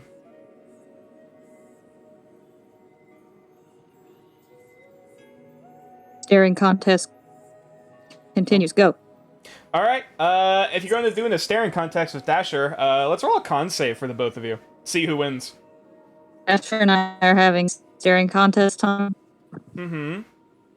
to see who Jeez. falls asleep first. All right. In that case, roll a con save for both Nox and Dasher. Let's see who goes first. Okay.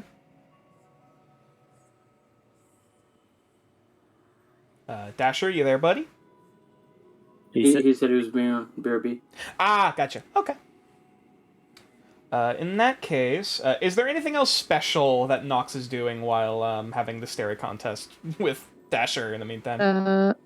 Or before Dasher and I this? still have warding bond up. Mm-hmm. Yeah, you still feel the magic on both the magic tether between the both of you. Shoots Gal in the face. Mm-hmm. You actually do see Nevena on the ground. Like her legs are just kind of like kicking a bit. Not like intensely or anything, but just kind of like, just kind of idly moving. Nox is probably very wary and expecting violence or some kind of retaliation after him being able to like excise himself from the circus to an extent. So she's probably got one hand on the pendant, the other one on the flail, and she's just staring at Dasher, waiting for Okay. him to fall asleep. All right, that's fair. Well, or you could just knock him out. I'll say for Nope. this. Nope, just waiting, just staring at him, waiting for him to fall asleep. And the second that he goes down, she's hand on the head, like he's not going in alone. Yeah, I'll say for this, considering this is less about reading Dasher's, motions or anything, and just kind of analyzing his body during all of it. This will be an investigation check looking at Dasher. Can it be a medicine check? Because this is less of a physical. Because it's body stuff, and I'm seeing how exhausted he is, and when he's asleep. Because you gave an explanation, I'll allow it. Yeah. You've also seen Dasher be asleep multiple times. 9. No. You know what? Because I'm really curious, and I want to see what this gives me. I'm gonna use my birthday on this. Use your what, sorry? Because I very sorry. like to use my birthday 20. Robot. I know. Hey, Listen. Hold it, B. Listen. You're roboting heavily. We could shit. not. Yeah, you were for a while there. You were we could not hear what you were saying. Hold on. Hold on. It sounds Doctor Holding. Gamer. Hold on your butts. Renegade Gamer. Hayden reads a lot of questionable material. Good on him, lol. It could be worse. Any better, any worse? It's better. Yeah, sounds like you're talking through a phone, which sounds fine. Oh, fuck. Sorry. I mean, hey, it's fine. It works. I can hear you. I can hear you clearly. It's just my only other option. For that, I apologize. That's fine. No problem. Can't be helped. But I think I would like to use my birthday 20. Oh. On this to see what exactly is physically wrong based on all of Nox's medical knowledge and Dasher's explanation of his chakras being messed up, everything else. I want to use my birthday 20 on a medicine check on Dasher.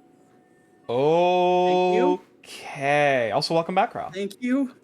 I just got word. I have to leave at about 5:10 to 5 o'clock to 5:15 today. Mm-hmm. What's going on? The person that we have helping us leaves at about 5. Leaves at about 6. I need to get ice before she leaves. Okay. So yeah. do you need? Is it just like a brief thing that you need to go into, or is it going to be a? It's like a 15-minute trip to go get ice and then come back. This is going to be sometime between 5 to 5:15. Okay. I have to leave. All right. No problem. Just let me know. That's why I'm saying we need to end on time today. That is quite fair. Or if you need to leave early for one reason or another, that's totally understandable. Yeah. But I would very much like to spend my birthday 20 on finally figuring out Dasher. Okay. So you said you're holding the amulet as you're doing this. 110%. I am waiting and ready. I am fully expecting retaliation for the fact that he was able to escape. Okay. So. Dasher is in a meditative position. One moment, please. Uh-oh. Oh boy, another one. Whoops. Whoops. Uh-oh. Uh-oh. Those are Whoops. some fucking nasty Uh-oh. scars on Whoop. his back, by the way. Whoops. Uh-huh. Uh-oh. That's Uh-oh. something you Whoops. noticed with the 20. He was Sorry, I'm looking through my notes and I just saw Farron was poking his head in the Orc Tribe document. Hi. Blade was indeed serrated. Yeah. Yeah, I think you told us about this. Yes, the scars were mentioned last time. Probably don't want to go into a whole lot of detail, but nonetheless. Let me pull up some things looking real quick. Dasher's a ghost. No. This is a corpse. A ghost must have been piloting this body this whole entire time. So, Not been getting enough vitamin C. you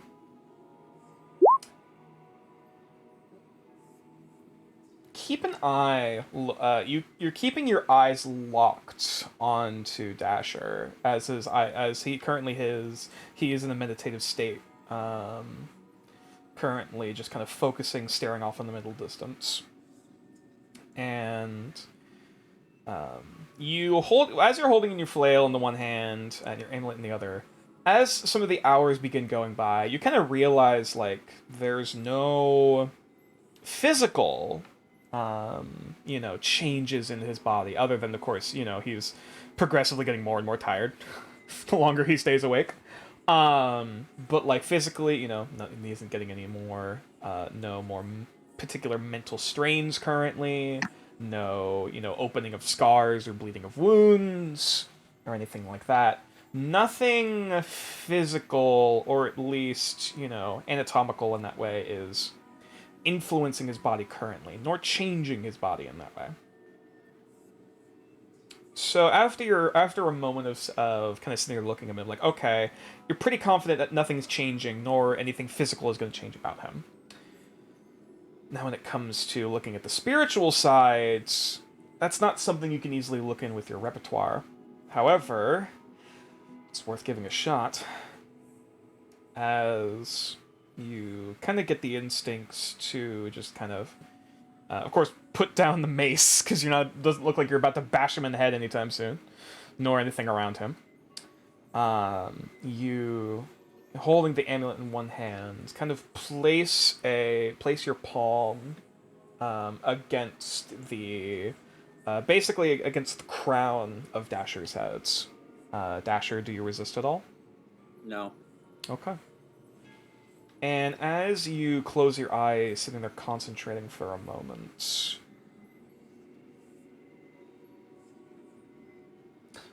I'm gonna have to ask you for a high or low. Oh, you motherfucker. I'm gonna go high today. Okay. Don't know why. I shouldn't. There's no reason why it will be. Oh boy! Oh dear. Okay. I'm afraid I rolled a 5. I had a feeling. So, as you close your mind to concentrate, you almost feel this tingling sensation, like almost like your nerves are kind of like flaring up a bit. Not a painful sensation, but a noticeable sensory one. As it kind of moves from your hand that's holding your amulet up your arm, across your shoulders, and down the other arm into your palm. And as that sensation continues, you can almost feel that tactile sensation move further, going into Dasher's body. And as you begin effectively probing, trying to tap into his mind and into his soul in that way. A risky proposition, but nonetheless. You begin sensing kind of these little nodules, for lack of a better term, or these kind of faint, almost kind of faint blobs. Almost reminds you of like will-o-wisps or something similar. In like kind of structure, just kind of going down the length of the body, with this sort of network also kind of going through the limbs and like through his arms, through his legs, and kind of somewhat more faintly going through the rest of the body. Almost like a skeletal rig or a a network going through, with the main points going along the spine. And there does seem to be a blockage or some kind of a noticeable discoloration around the top of the head, where you placed it. Almost as if there's a dam kind of blocking the rest of the flow going down to the body. Along with what looks like a few other sort of noticeable discolorations at further segments further down. And looking at it, it almost seems as if Dasher's soul itself is powerful in many ways.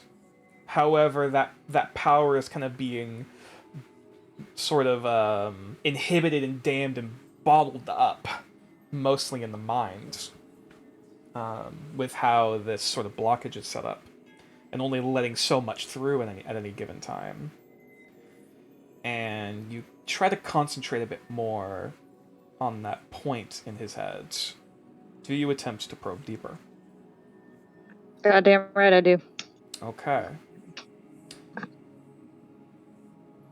Looking into the crown of his mind, where his third eye would be,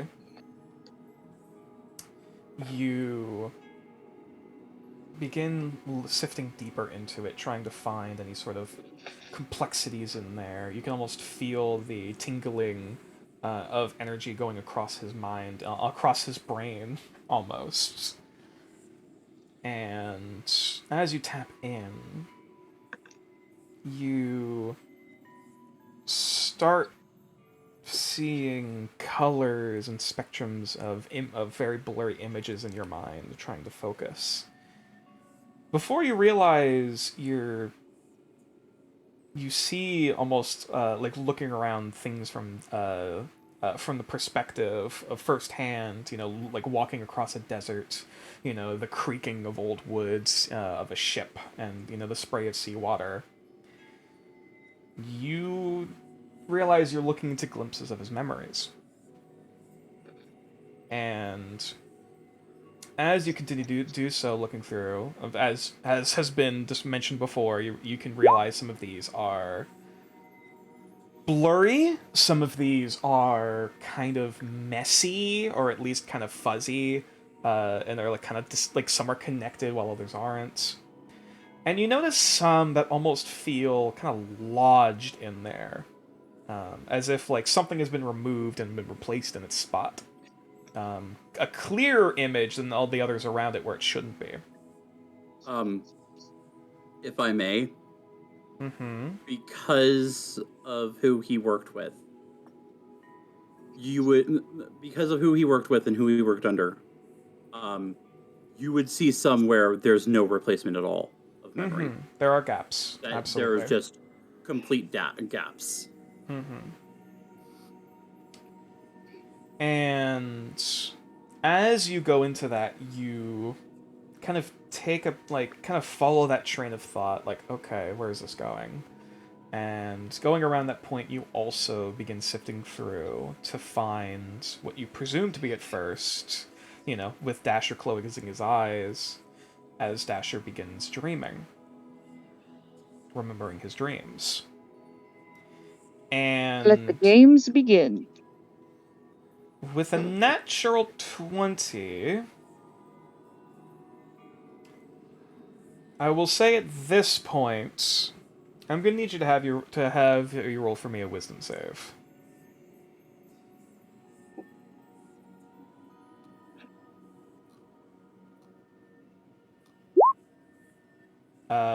Oh right, Kumo. Oh right, because forgot for a moment. Right, Yeah, you're because having I trouble with can't role playing. access my sheet at the moment. That's fine. You're under. Yeah. I see the 17.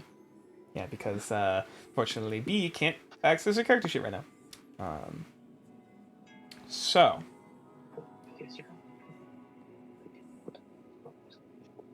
you are kind of. It's almost like watching a play or a stage kind of opening up before you, or um, or almost a similar experience to the scrying orb, or the porb that was briefly brought up. Watching a image kind of going across the surface, and looking on, you do see. Oh shit! As stuff begins falling. Sorry, thing fell. You watch as Dasher's consciousness kind of begins to transfer itself over to Regimentus into the realm, like similar to before. Recognizing the warmth and the sands that are about to approach. Before he's almost kind of jerked sideways, and there is a stopper, or at least a gate put in place, that is preventing him initially from going through. And instead, he would enter the circus, and from that, the nightmare, as he described, would continue as per normal. However, from the vantage point of view as an outsider and a dreamer of Saint Ignosia looking in, you see more than what Dasher can see.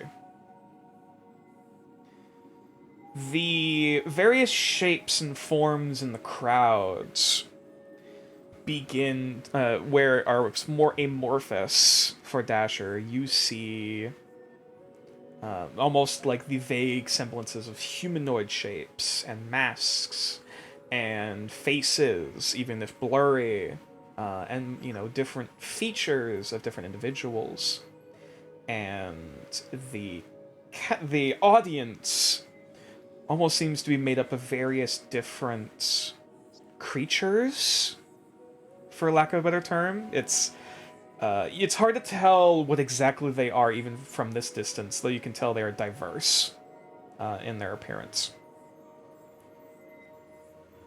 And above it all, looking down through as seems familiar from before, a massive glowing eye at the very peak of the tent looking down, where Dasher may see tent poles and creases in the fabric for tent spokes.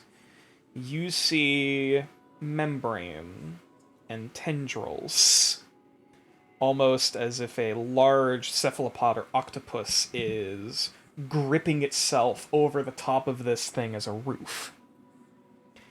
Well. And it doesn't take long, as you're looking on, as the eye is kind of peering around, looking at Dasher, looking at the audience, looking at the ringmaster, as you've seen before, looking at the various people he's killing previously, before the eye turns over to look at you. The second it meets, like, in my general direction to where I know it's coming at me, I want to stand up in the audience. Okay. Yeah, just to be sure, she is in a memory and not actually in the dream, right? Oh, I'm in the dream. You don't, Dasher, you We don't in know. Dreamland. No, I mean above game. You don't know. Either way, Nox, as he described, you stand up, kind of from your viewpoint amongst the audience. And as the eye comes across you, you can almost feel an intense weight, almost like as if someone just dropped an anvil onto the base of your neck, connecting to your spine, where your shoulder blades meet. What are you trying to do? Well, Nice to see you all again. However, I have to say I think I've seen this show before. You're starting to get a little stale. And as you manage to, the longer that you try to speak those words, the more you feel pressure on your lungs and the breath leaving you, and it becomes harder and harder to breathe. Am I able to intervene at all? Dasher, you're not aware of any of this happening. Okay, just making sure. All you simply see is Nox putting a hand on your forehead, and like there's this faint kind of tingling sensation in your head, but like it's not a unpleasant sensation necessarily. It just kind of feels weird. But nonetheless, for Nox, as you do so, you are aware enough of your situation to kind of concentrate and focus, gripping the amulet of Saint Hypnosia around your neck, before you just kind of grip to kind of grab at the screen, for lack of a better term, and kind of toss it to the side and move it away from you. As you manage that, all that weight suddenly is pulled off of you, and the stress on your mind is minimal, as with a natural 20, using the birthday 20, you manage to resist any afflictions before it's too late. All afflictions, huh? At least from this instance. In the future, you may not be so lucky.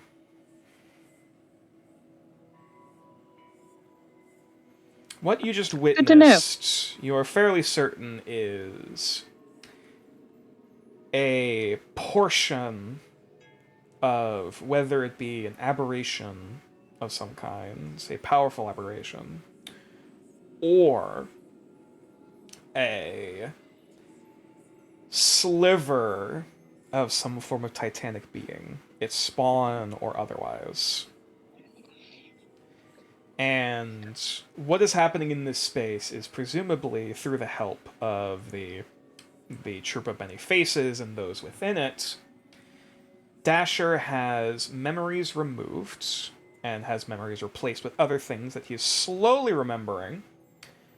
And it's another interesting thing to note, looking through the memories, the more and more he becomes aware of his surroundings and of his dream, the less people show up in the stands. But nonetheless, it's pretty safe to say that this troop, this tent, is either a dream created by one of or multiple of these cultists, or from the aberrant being itself, almost this small demiplane that Dasher is snatched off to before he would enter the dream realm proper. Basically kind of gatekeeping him there. Yeah. However... Which is why I was concerned he had escaped it, and he would be dragged back in full force. And it seems that Dasher, of course, has found a method to attempt to circumnavigate that process and be able to power through. However, there is still going to be that pull trying to send him back, and it would be a question of, at the current juncture, severing his connection, which would be difficult, because, or, until that can be done, ensuring and, encouraging him to figure out a way to pull himself out of the dream and wake up before he would be dragged back in. Unfortunately, the memories that have been removed from him and been replaced by other things, that is a trickier nut to crack. And that is, that's a question of whether or not that would be either reversed or changed after the influence of this titanic being is removed. Possibly. Because all of this seems to be tying back to this aberrant being. However, unfortunately, there's only so much you can theorize right now before trying something in practice. But you are aware of the inhibitors or the blockages in Dasher's body that, whether through another ritual, would be hopefully either reallocated or removed. And then from there is, of course, also the memories that have been changed and removed from Dasher because of this troop. Almost like planting false memories to make him think and act a certain way. As if they're trying to teach him or prepare him for something. Whatever motives this cult or this aberrant mind has on that venture, that's, that can only be theorized. But I want to start making my way down the stands. I will say, to clarify, you basically pulled yourself from that memory, in order to avoid get any further influence from the being. You're right now back in the kaleidoscope. You're back in the memory bank, for lack of a better term. Yeah. You are in the kaleidoscope that is his mind. Mm-hmm. Can I see him individually, or am I just getting flashing images everywhere? More so flashing images everywhere of, like, seeing all the memories from Dasher's perspective. Kind of looking around. Okay. I'm gonna do something weird. Alright, I like weird. I'm gonna tap my breastplate and let it light up. Mm-hmm. Because if I remember correctly, it's got a lovely flashlight ability of moonlight in the breastplate. As one of its boons.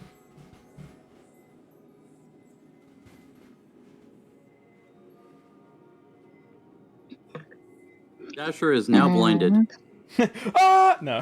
Like there's almost like his eyes become headlights now. No. No, this is in the kaleidoscope. Mm-hmm. And still clutching my amulet, I am going to should be I'm pulling up notes real quick. Where is it? Ray of Moonlight. There it is. Mm-hmm. Yep, so I'm going to tap that, and for the first time, based on very limited conversation I've had, I'm going to say, Lucia, where are you?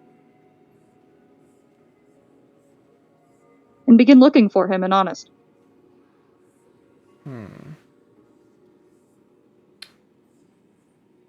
Roll another wisdom saving throw for me. Can I give myself guidance? You may. Actually, can Thank you you. use guidance on saving throws? I don't think I Guidance can on doesn't work saving. on I think it's saves. just No. ability. Yeah, it's not save. I think that's Blessed. That's bless. Works on attack rolls and saving throws. Yep. And at this rate, I'm gonna have to change the music because things are gonna get funky. Spicy. I'm here to make things spicy and uncomfortable. Let's go. They've been funky, admittedly, but nonetheless. I mean, hey, some dreams just shouldn't come true.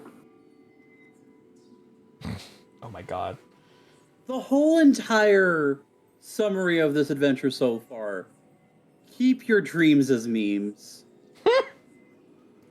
Well, don't let others real. tamper with your dreams. That's the real takeaway. The only person that can change your dreams is yourself. Don't let other people change your dreams from memes to being real. What if yours is already memes? It just needs to No. The DNA of the soul. You can keep them as memes, you just can't make them real. Or have anyone else make them real. Yes, I will be shouting out his true name and trying to hunt him down through his memories and find out where he is trapped here. Or where he is residing, I guess. As you begin seeping through and sifting through, it's less... It's odd. It's less like you're looking through a physical room, looking at all these different screens and images, and almost like you're feeling your way through the dark. And with the sudden pulse of light in this space, you almost realize the fact that you're dreaming. And in that moment, as what you originally felt of pressure was of the crown of Dasher's head, the scales and grooves of horn, kind of gives way to a different textile sensation.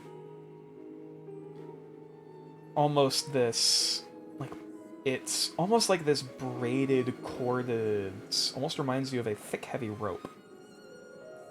As much as it still feels kind of like weirdly distant or like a barrier, like almost as if your hand is still numb, but it's still like you feel pressure against it. And you kind of open your eyes again, and you are at the very base of a large, like thickly corded silvery strands that seems to be rising up to the heavens, and you find yourself in a desert of some kind, as you see this. What the fuck?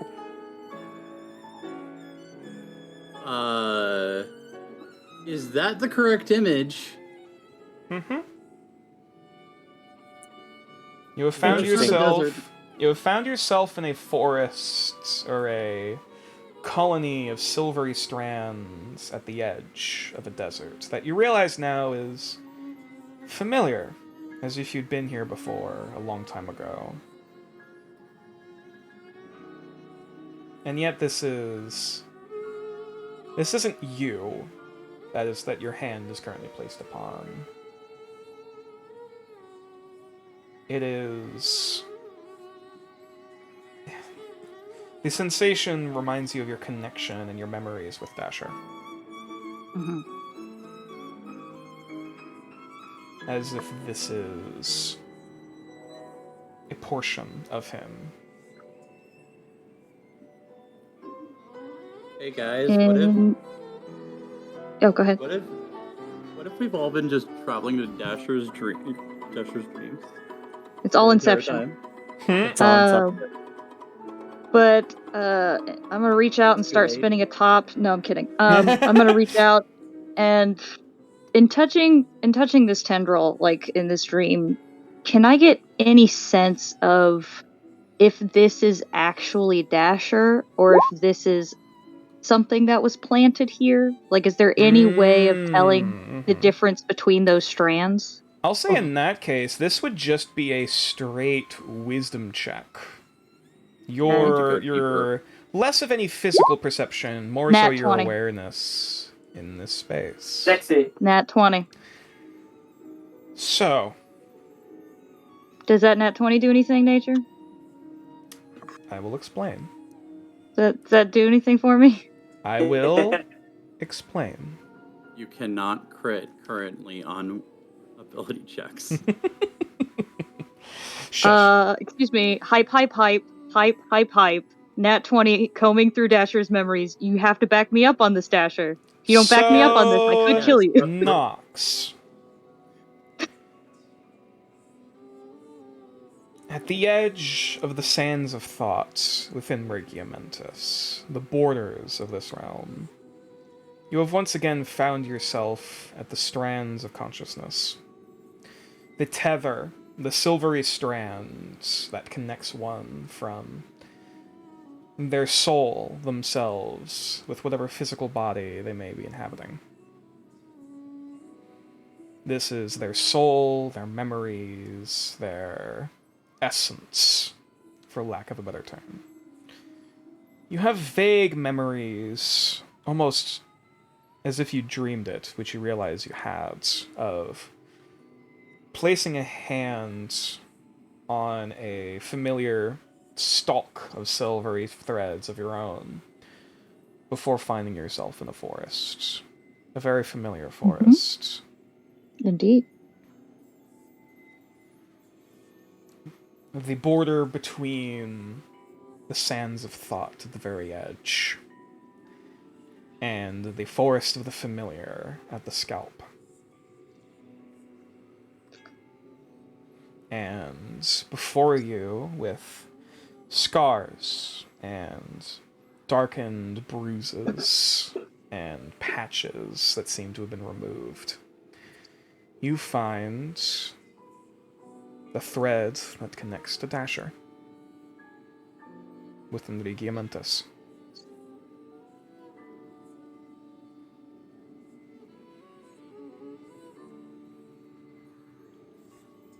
And I know that one is for sure his, and not one that was planted. That this is my friend. This is not a false memory. This is not a memory. This is a dream.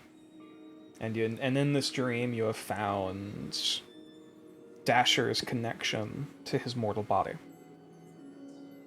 Much like I found Lavender. Not necessarily. That felt different. Okay. This is a very personal, intimate thing, for lack of a better term. Mm-hmm. As if, you know, it's almost like the equivalent of you are currently tapping the spinal cord of Dasher's soul, for lack of any better scientific term. It is at this point I now realize that if from this point forward, if we fuck up at all, Dasher is dead. Why do you think I'm using all the 20s I got, baby? Yeah. Let's go. Let's go! And so, looking at this, the root of Dasher's soul, this is a place where,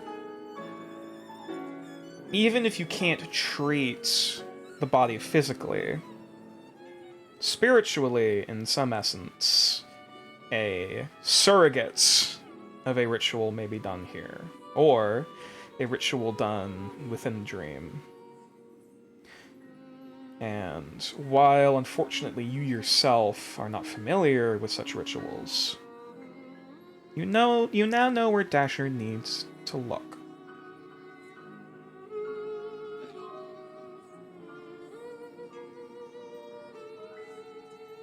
So I would have to bring someone here, is the feeling that I get. Or Dasher would need to go here himself. Dreaming within the Regiamentus and finding his way to the strings of consciousness here. And finding himself. And I'm assuming that based on my own knowledge of those things, and just specifically based on being able to find Lavender in the past, would I be able to guide him in some way? Physically, no. Like within Dream. Unfortunately, you are not in a place where you can physically guide someone within the realm of Dream in this way. Unfortunately, like many things, it is a personal journey. And if Dasher himself has not found his way here, you can't be pulled to it forcibly. Or else, you know what damages that causes. That I do. As Saint Hypnosia knows, the path to enlightenment begins with a single thought. And it is from that thought that the stairway moves higher. And there's only room for one person. For now. It's just a question of clearing the way for him to get there. And then once he's there, he's on his own.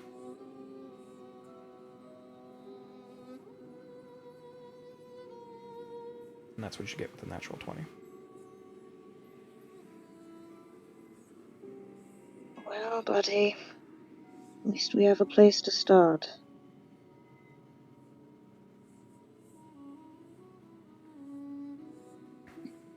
I will say, much like Regiamentus itself, your time within this space is limited.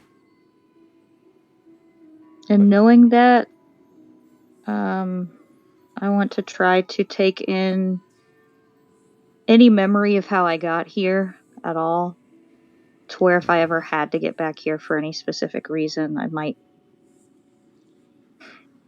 I think Nox's first thought is I must protect this place and make sure nobody else can harm this thread. I will say for this would require an intelligence check Oh boy, that ain't my strong suit. to rely upon your memory and harnessing it in this way. I wish I could give you anything. I'm gonna use an inspo. I'm gonna use today's inspiration. Then this will be with advantage. 13. You recall you're walking through the dunes of the Sands of Thoughts. You recall making your way to the beginning fields of the strands of consciousness, where almost like soft tufts of grasses, the beginnings of souls are born anew. And while finding this one in a forest of strands of silver might be tricky in certain ways, you at least recall the path to reach its edge, as you had done before.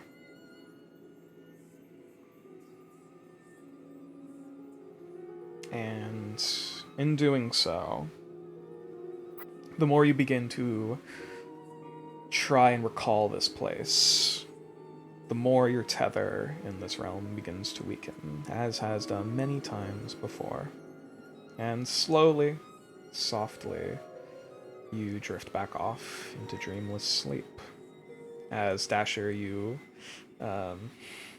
almost a little suddenly, as Nox seems to go a bit. Yes? May I ask one thing? As I notice the dream is pulling me, and it is time for me to go. You may do one. Can I reach quick out thing. and try to cast Lesser Restoration on the area around that tether that's black and bruised and broken? Roll a straight d20. Natural 20. That'd be great. Ooh, that's pretty good. Roll with some proud of it. Let me check what that Nox modifier would be for this. Because this is for lack of a better term, a leap of faith. Indeed. Oh, sorry. Look at the character sheet right now. Give me a moment. Ooh, okay. Right, I forgot your stats are fucking crazy. We're all on crack except for Farron. Okay. No, Nox just has painfully stonky stats in two areas. Right. Yeah, that's still better than mine. Mine's just flat +2s. Meanwhile, Dasher has his high stat in the wrong place. Actually, Nox, do you have any spells left over from before The you? last second, I have one spell slot left, and it's my second level spell. Last one I got. I used Enhance Ability yesterday on, and I also used one of my other second level as well. I used all of my first level slots. This is my last slot I have available. I see. Because I was like, I thought you used up your last one. It was your first one. I see. Okay. Mm-hmm.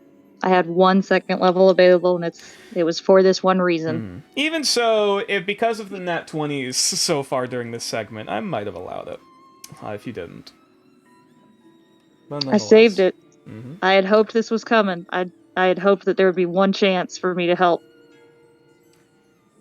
And with a total of 21 on the roll. 21. 21?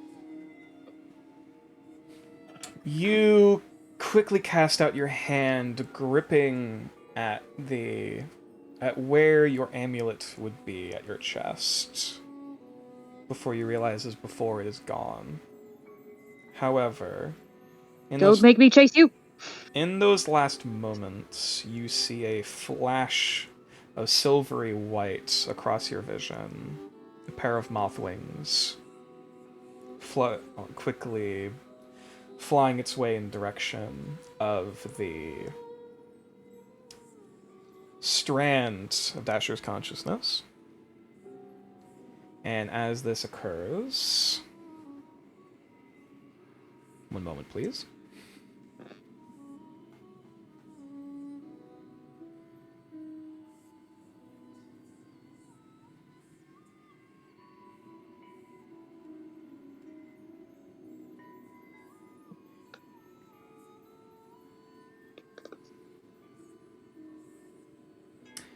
Dasher? Yeah? For the next Yes? month or so, you have advantage on saving throws to avoid the circus when entering the Giamentus. Yes! Hell fucking yeah, he does. The tether is not gone, and the wounds may not have healed, and may continue to bleed, but they have been stifled for a moment. And as Nox clocks out in her chair... Oh, she's like down and out on the ground. She's like, oh god, I was done. Yeah. Oh god, I was Oh no, you're asleep. done. Yeah, You no, you are unconscious as you just kind of flop back into the This chair. bitch gone. Dasher, Yeah? that kind of foggy sensation at the very edges of your head, that like dull kind of aching pain, is a little bit better. It doesn't hurt. The pain is slightly dulled a little bit. Awesome. I suppose at this point I can also finally reveal the names of all of these locations. So Within I the got information chest section. burst. So I have chest bursters, and Dasher has brain parasites. It's got No, earworms. no. You're... Dasher is a brain parasite somewhere else, apparently. Is what I'm interpreting it as. Oh, I avoid flat out fucking death. So, How exact... I'm assuming she just falls back, right? yeah, she just falls back in her chair. She's not injured or anything from this. She's just back. Like Oh yeah, she I am is like KO. yeah, she is out cold. Like she is dead asleep. Like there was a final blow in a video game, she is KO'd. KO. Yes. And Dasher, in that moment you feel calmer in a way.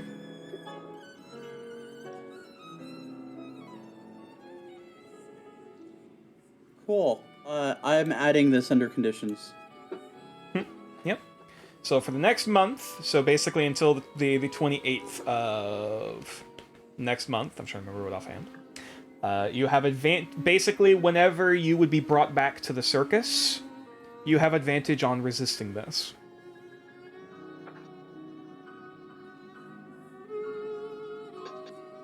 With all the fucking high rolls on that end. God damn.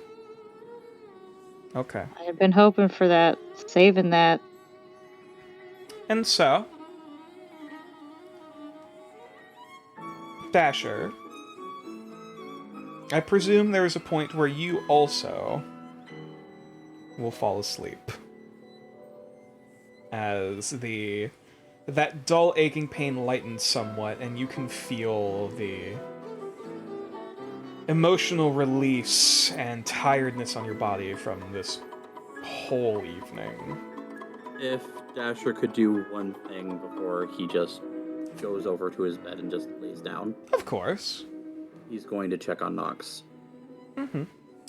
Are you trying to do like a once-over, like make sure she's I still am. alive, or...? I am trying to make sure she is still alive, and I am also using Soul Sight. Okay. Medicine As I like check! to call it. 18. Wait, I didn't know we were in Soul Eater. Bruh. She looks mentally and emotionally exhausted. Just like when you see her just kind of knocked out cold, she is like like that deep kind of sleep. A deep good rest in that way. As much as she might get a bit of a crick in the neck, like kind of back in her chair unless you move her. Dasher will go over to the slab, grab the pillow, and put it behind her head. Mm-hmm. Aw. Because Dasher doesn't actually need a pillow, he just needs a heat source. Mm-hmm. Yeah. And Dasher will just go onto his bed. Mm-hmm. And lay down and go to sleep. And you are greeted with quiet, calm, dreamless sleep.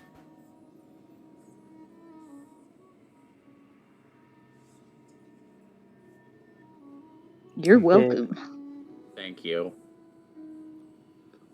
And so... Humanity restored. And you wake up on the same day. You're in a time loop now. And so, on the 28th day of Portum, 4 days remaining until the end of the month and the dawning of Samhain, the rest of the party wakes up, cool, calm, and collected. What is the name of the next month? Give me a There moment. should be in the public archives. I can also grab it. In the public archives, it is... Mutatia. The season Which of one change. in the public archives so that I can actually get it in my character sheet? It is the dating system. I can also reply to it. This. I think it's also pinned. Yeah, I'm pretty sure it's pinned. The current date is pinned. It is not the whole dating system is not. I can also pin it. Nature? Mm-hmm. So did Hayden ever even go and look at the Oracle bowl or no? He did some cursory research. And the most he could really tell is that, like, the bowl itself doesn't seem to have anything that would help with dreaming or entering Regiamentus. Like, it's not... It itself is not a magic item. So... That's as much as you could really venture before, getting caught up in other things with everyone else. So that's another thing we have a month to do. Mm-hmm. All right. I just hope that Dasher rolls high. Oh boy. The whole entire time. Oh boy. I'm still surprised that I avoided that affliction. Oh boy. Shit, you rolled so many natural 20s. I figured with a birthday nat 20 and at least one natural, I would give you something. Thank you. Considering it takes how many points of stress to achieve an affliction? I think it's like 20? Yeah, and it was just flat out receive the affliction. Yeah. I will say, you basically looked into the face of an eldritch horror and got lucky. I looked in the face and I stood up and I said, "This sucks." Hey, Nature, you looked it in the... She's done this. Nah, you looked it in the eye, dropped your pants, and pissed on its foot. This is the second time that she has looked directly into the eye. It's true. This is the second time I have viewed it in its entirety. This was a much more of a direct look, granted. Yeah. It saw me and I saw it and I spoke to it and got pissy. Mm-hmm. And told him his circus sucked. Through faith, willpower, and sheer dumb luck. That's the only way Nox does anything. Hey, Nature, quick question. Quick answer. Alright, last session, I ended up asking if I could make an Arcana check for whatever Hayden was trying to do for the dream, for the goop thing. Oh, yeah! Sorry about that. Sure, absolutely. Roll for it. Now that everyone's waking up. I'm definitely adding guidance. Yeah, I was just gonna start getting changed, because honestly, he doesn't give a fuck. 19. And so, as Gal begins changing in front of everyone for some weird reason, as you're looking But it's over the morning! As you're looking at the markings, like the symbols and everything on everyone's foreheads and looking around, this is definitely a very ritualistic practice. And the basic concept seems to be, like... in a very layman's terms, putting everyone in the same headspace, no pun intended. And it's basically that idea of connecting everyone's thoughts together and everyone's dreams together into one focal point.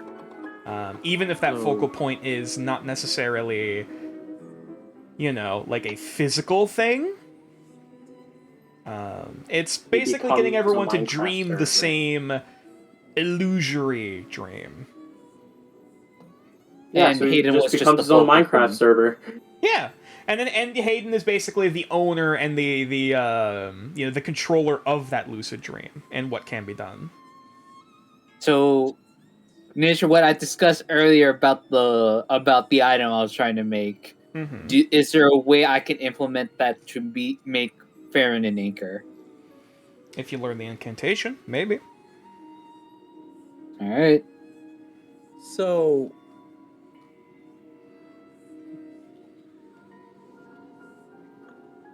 Right. Doing Put anything?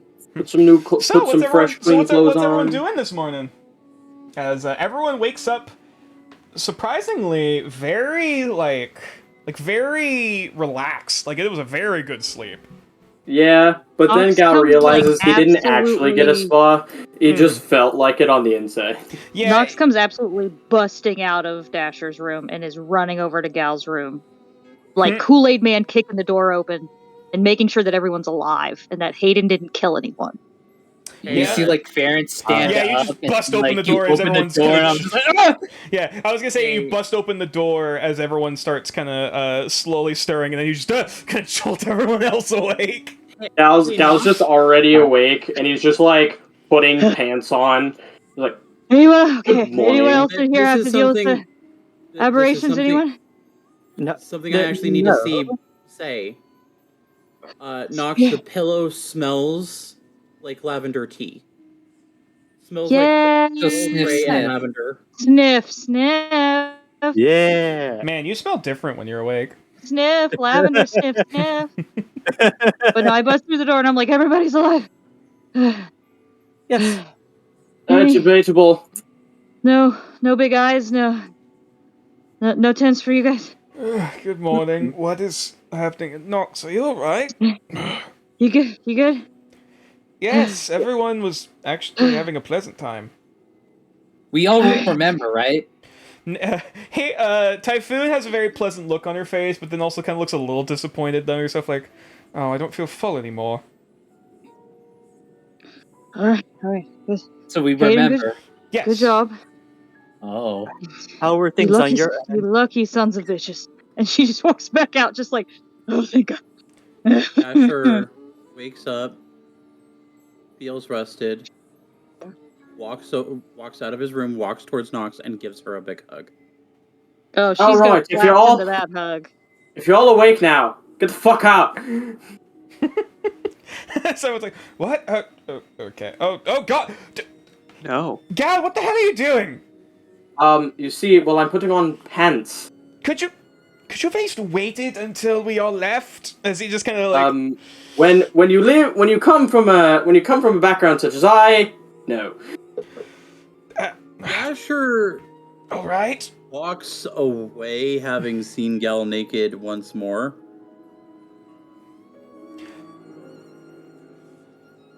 I thought Dasher and Nox were in a separate room. We were. Okay. We walked over. Oh, right, you fall behind. Okay, never mind. Don't forget Mazguk nature. Hang on, let me roll something.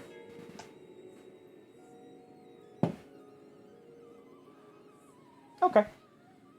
Mazga very quickly just kind of nods, like, excuse me, as she makes her way out.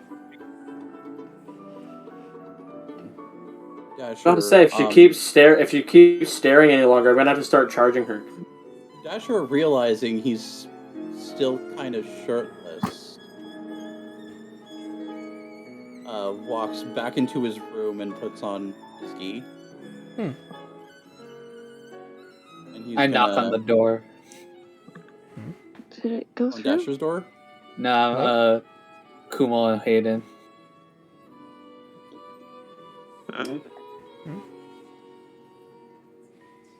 Professor Hayden. Should we let him in? Yeah, it's fine. All right. He just opens the door. How?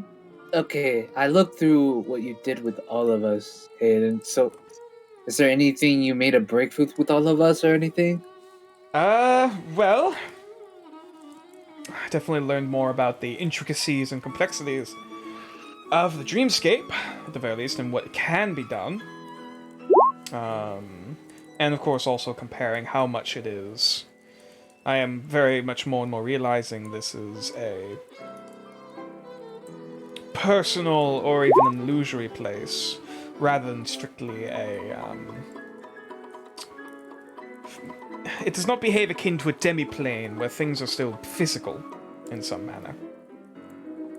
How are we all able to remember it? Or how did you make that part happen? Do you not often remember your dreams? Well,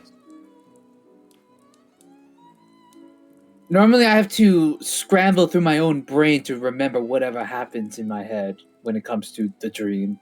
that might be a detail of Regiamentus then. That's why I ask: Is there? I kind of want to know what this whole dreamscape and how it might be connected to Regiamentus. Well, that's what If I'm. you would allow it, Hmm? I may look over it as Ah. someone who knows about rituals. Well, if you want to, if we ever have the time, I suppose going on with Lavender to research the incantation, I might be able to provide at least some knowledge in that way, and hopefully be able to transfer it. Is it that if we have such a thing, that kind of knowledge, I may, instead of having to constantly do the ritual or have a spell for the thing called dream, then things may be easier for all of us and maybe easier for you and your research. It feels almost as though the dreamscape that I've managed able to conjure is more like a puddle, where a demiplane might be a pool, and a Giamentis an ocean. Mm. That's as much as I can really. That's the. At least I realize it's not very scientific, though not much of dreams are. That is as much as it feels to be the way it is. What you said, okay, above table, was Hayden the one who said things about like the dream having a lot of like ambition or passion that is involved in the dream, or no? I believe that was Lavender who mentioned a lot about Yes. memories and passions. Yep, Mm. that was me. Hey, I know this is more of a research, knowing that coming from the words that come from your mouth, but have you tried, like, really tried on the spiritual end?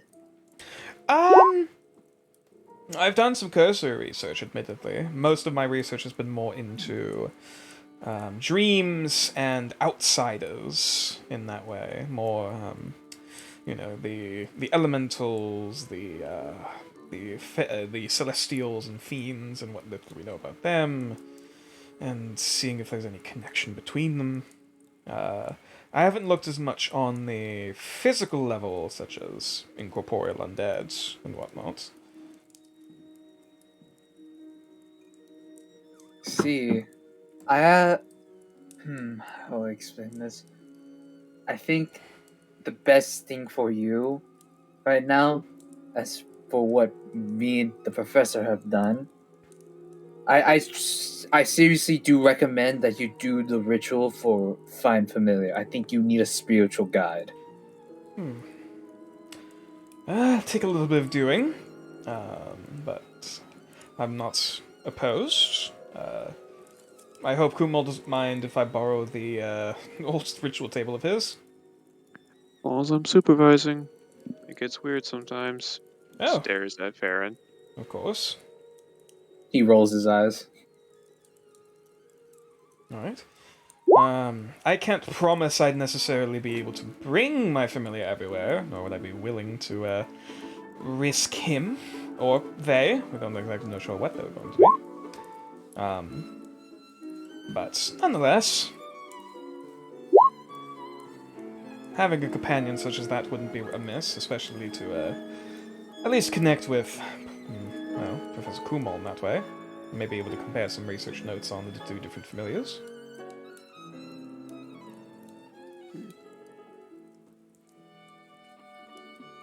Should be able to pull it How- up. It's under the table. Look, I'm busy.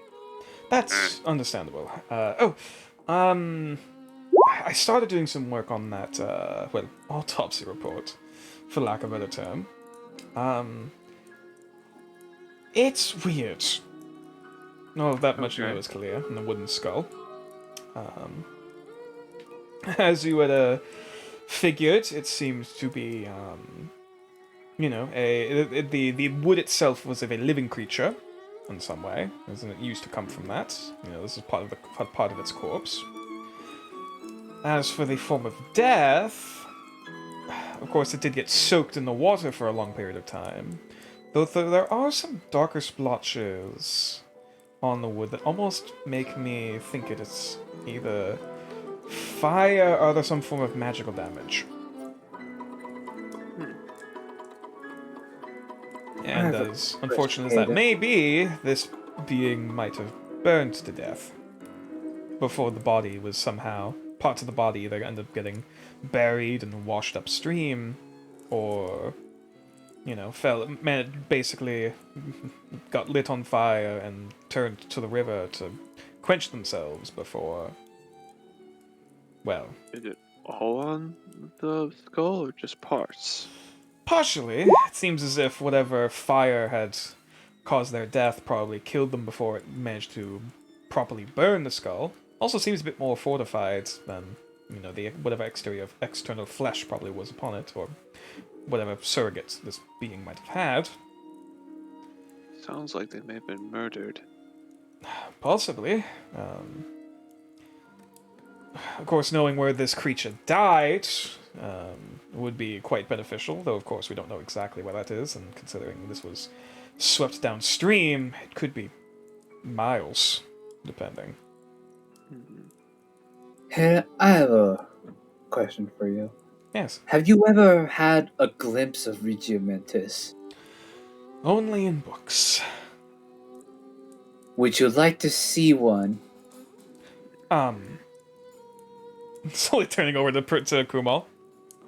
Oh, by all means, everyone else gets to look at it.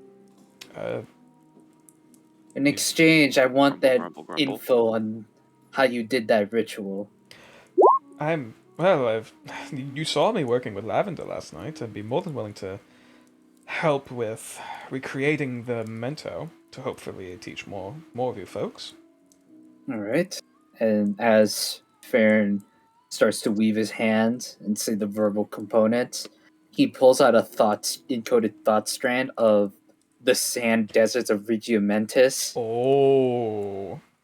and he's like, a gift in exchange for being partners in understanding the dream. Okay. So this is put into his head. As the silvery strand begins to kind of float across the air, kind of coiling and swimming its way before kind of going into Hayden's ear and kind of crawling it, almost slithering its way in like an earworm. Ew. As for a brief moment, his eyes kind of flash over with the silvery kind of glow of light before he just kind of shakes his head. Like he kind of stands there, kind of shocked, before he kind of looks He up at sees you. the struggle of Farron trying to beat the fucking heat, and how much it affected him physically in the real world. That's fascinating. How? He's like, You help me, I Hayden help almost you. immediately like starts pulling out the journal and starts like taking notes. You help me, I help you. what was it? What was it? There was a book that I had. Oh, of course it was somewhere in the dreamscape. I just swear I must have brought it along with me. As he begins sifting through his things, before eventually pulling out this old scroll. Yes. He kind of looks around. I suppose I should hang this up somewhere. He kind of looks over to an open spot above where the ritual table is, and then just kind of pins it there as the scroll just kind of drapes down. Standing right at the edge of Dasher's door, can I hear this this deal being made? Oh, I was literally about to have Dasher walk over to Kumal's store for a second. Mm-hmm. I'm just asking if I can hear this conversation that Farron's having. I will say because of the closed doors, unless you're intentionally kind of trying to listen in, probably not currently. Oh, Dasher never keeps his door closed. True, but the door is closed on Kumal for Kumal's. Yeah. Okay, never mind then. Yeah, because the walls are soundproofed. Recall for that reason. Knock, knock. There is a knocking on. Oh. Farron shuffles through the leads the door so it can be opened. Is it I guess exit Me. the room service? All right. Dasher opens the door. I'm popular today. Don't trust the Green Council member. Okay. And Dasher, as you peer into the door, you can see just as Hayden is putting up this scroll on the wall, which as it drapes down, actually seems to be something of it's old, clearly, though well kept, and actually looks to be just looking at the design, it looks like a scroll from Sticky Kieda, or of a draconic, kind of thing. Almost in like its design and art style. And as the scroll drapes out, sadly I don't have a picture of this, as cool as that would be, where it seems to show a map, or for lack of a term, a picture, almost a diagram showing a humanoid skull, or a humanoid head, at the very least. Where at the very corners of it, almost like at the very like tips of the hair coming off of it, or kind of like, unfortunately, like dandruff coming off of the hair, there is a artistic depiction of a desert, of course marked on it. Various titles in Draconic, which of course Kumal and Dasher you can read. Beginning with the sands of thought, or the sands at the edge of the mind. Just below that, along the strains of hair and the scalp, it turns to shades of green as the hair kind of turns into sort of forest, and green, the forest of the familiar. Then going down a layer further, we have the skull of the head. Detail is the ivory palace, and then inside that there is simply a bright red, almost ruby colored, kind of just pocket where the brain would be. That simply says the ruby cerebrum. Do I see this? You see the pictures. Unfortunately, I don't think you can read Draconic, so you can't read the labels. Though, of course, you can see a desert at the edge, then the forest where the hair is, then the skull, then, the bright red brain. Hayden, do you have a copy of this? Unfortunately, no. This is the, actually, this is one of the few authentic pieces I have myself. So we're heading out today, eh? Hold on. Hayden, Yes? let me see this. Sure, you just get gestures to the wall. The field of the familiar. Yeah, use Trance of memory.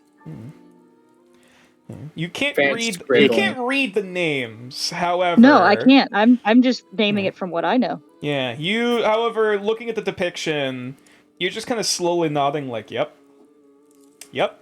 Yep. It's Library of it's an Library of the Riddlebird. Yeah. Mm-hmm. I'm just gonna be Library. downstairs. It's an artistic Yep. depiction. However, you know, how else could you really depict such a thing?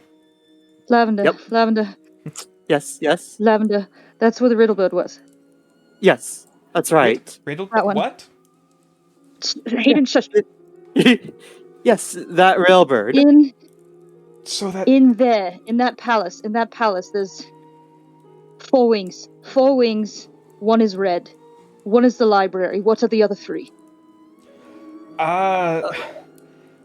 I'm afraid Hayden, what are the other 3? I don't know. I'm sorry. The diagram only shows the broader regions. If I may, I've actually had conversation with others about this. Dasha, do you see the library? I know. Library was I know you theorized know. to Do be you there. see where it is? 2 hours I with was this. 1 door away.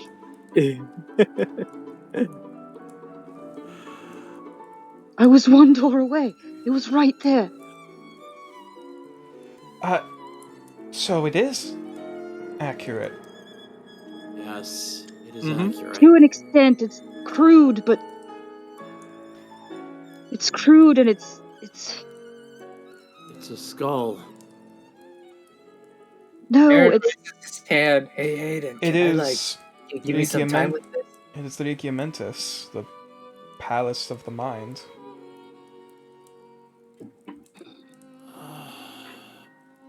Why is it a skull? that's where the mind resides. Well,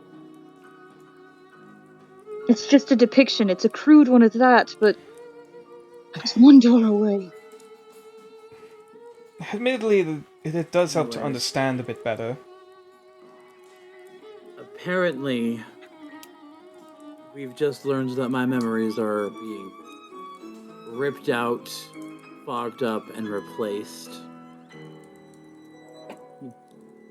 Which is why I'm saying do not trust anyone from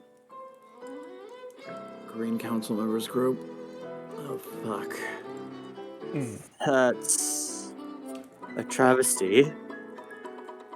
I'm gonna back to conscious with Hayden. Mm-hmm.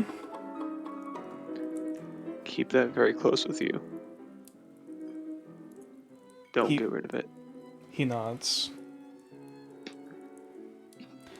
With all due respect to, of course, with everyone here, Oh, fuck. could no one else speak of the fact that I have, this? He kind of gestures to the scroll. You're fine, but Nox might confiscate it. No, it's like I said, it's a crude representation. Some of it's Best there, thing but we it's not. It's the best thing we currently have. It's like looking at a map of the continent, but you don't have all the little towns. No, it's not even that. It's just like they are not linear like this. You understand that, right? They're not. True. It is a... Can Farron think about that or no? Can he, or is that like that kind of thought just goes kapooey? Farron's only been to the desert and the strands. True. No, I also been to the ocean. Yeah, he has been to a painted sea. I've been to 3 locations. I could I'm try having to do more research on it, but if in case there's any other versions or the artist. Do you have anything else? Give me something to draw now. Okay. He just pulls out. gonna ask. He just grabs some empty sheets of paper and a pen and inkwell. While you guys are dealing with that, I need to talk to the Warren Watchers, and Dasher just runs Dasha, wait. out of the building. Fuck. So I'm just asking if I could, if I can ask of you for a copy, as in you make one, or If you want to reference and make a personal copy of it, by all means, just don't touch it. oh, that's why I'm asking you. Oh, I mean, I could always, if you want to help with making a copy for note taking, or make, of course, a copy within the Dreamscape. Nature, can me and Hayden make something of our own on this one for that kind of map? That's just all I'm asking. Sure. Oh, someone got a Zaggy. And if does Hayden even know how to translate Draconic or no? I've had the titles translated, though I've unfortunately myself cannot read Goodness. Draconic. I know what they say, but outside of that, I don't know much else. Because now I can finally have at least a name for the desert. Because it's all question marks, baby. Oh yeah, I can put all this stuff in there, and I'll say for the sake of this, through what the combination of what all of you people know, the desert, as you might imagine, is the sands of thoughts, and of course the dunes within. We'll also name as well the sands of thought.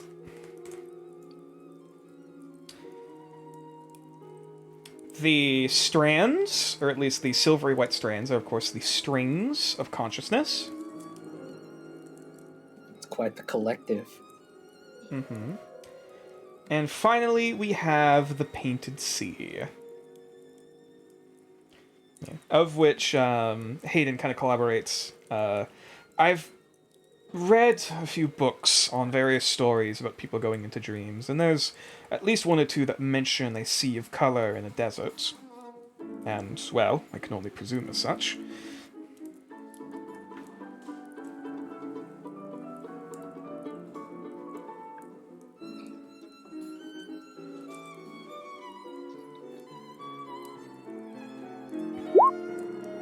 Alright.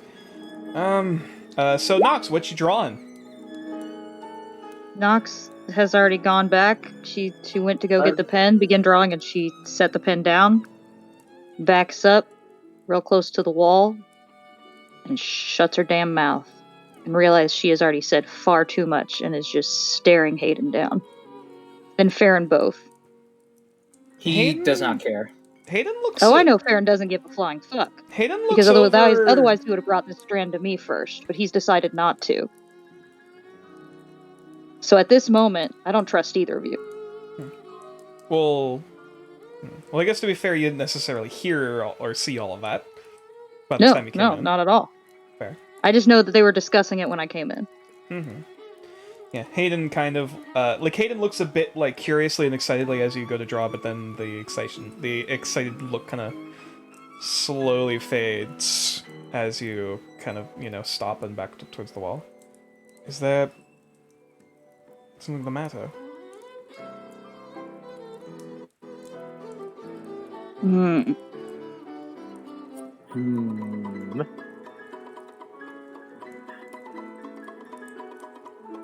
Lavender. Yes. How comfortable are you with sharing Regiomentis with others? I tried to be really cautious about it. At least there's somebody here who agrees with me.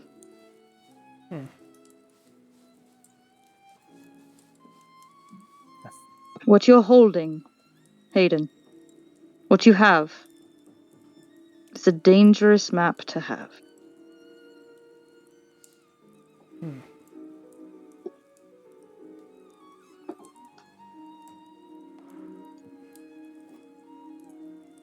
It was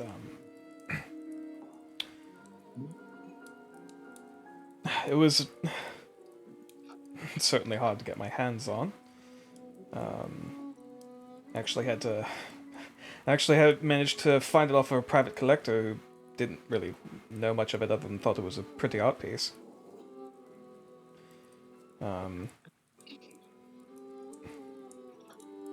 he didn't really seem to have any knowledge or thought on what it was, other than it looked pretty. I can't recall anyone who found interest in it, or was targeting me for it at the very least, or knew that I had it. Nothing I know of happened to that collector. At least I didn't hear any news or reports or anything of him after the fact.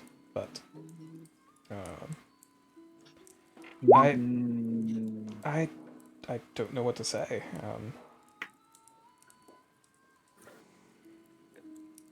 If I might have a word. Hmm? The most dangerous things that you find in places you don't expect. That's runs for most things. So someone who might be looking for it probably never thought to look in that particular spot. But just because you found it easy enough and have it, doesn't mean it's not dangerous in someone else's hands. I'll put it away. I see Caden kind of walks back over to where he pinned the string of like the handle of the scroll, and kind of takes it back off and curls it back up before pocketing it again. Put it back into his bag. I So know I many assume people I who will would get a pay top copy. dollar and would see a lot of blood spilled to get your kind of research in their hands. Fair, and it's probably best that we only ever really look at the primary source. Maybe within the dreamscape.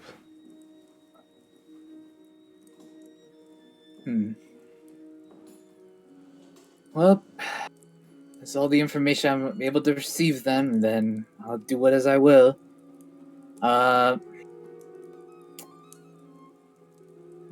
Nature, do I have any books or like on the religions or no? With Or you the currently? saints? Not to my No, knowledge, like as in no. like my room or something like that. We'll say investigation check. But All right. I do have some good news. Oh? Yes. Breakfast is ready. Oh, right. We should probably go eat food. Damn. We can, discuss more, and talk things over about the day of the breakfast, I suppose. Shall we? I'll catch up. You all go ahead. Should I bring the Venom with me, or? No, you can wait a moment as well, actually. Alright. I'm waiting till everyone besides Hayden and Knox leaves the room. Alright. Hayden will close the door behind him. And I assume Dasher is no longer in front of the door. He's long gone. And we will consider this an aside. Okay. I will say for the sake of this will probably end up being quick, because we're drawing down the wire. Nope, it's all good. Oh, I did not know he had that. I'm already string. on my way out, and I've switched to stuff on.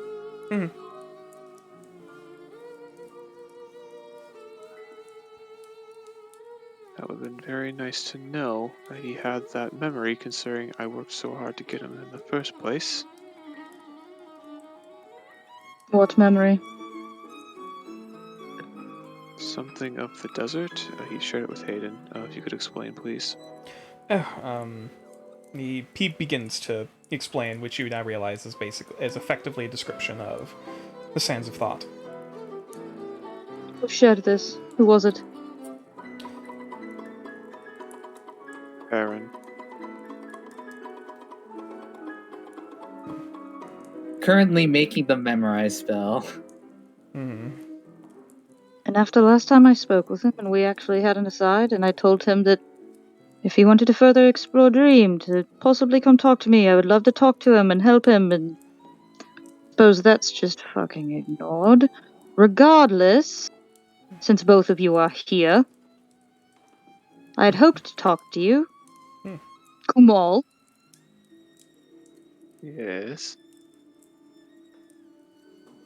It's because of knowledge like this, your dear uncle is being attacked. This is not information to share with anyone. Hayden's already been informed. I would not share this any information with anyone outside of the group.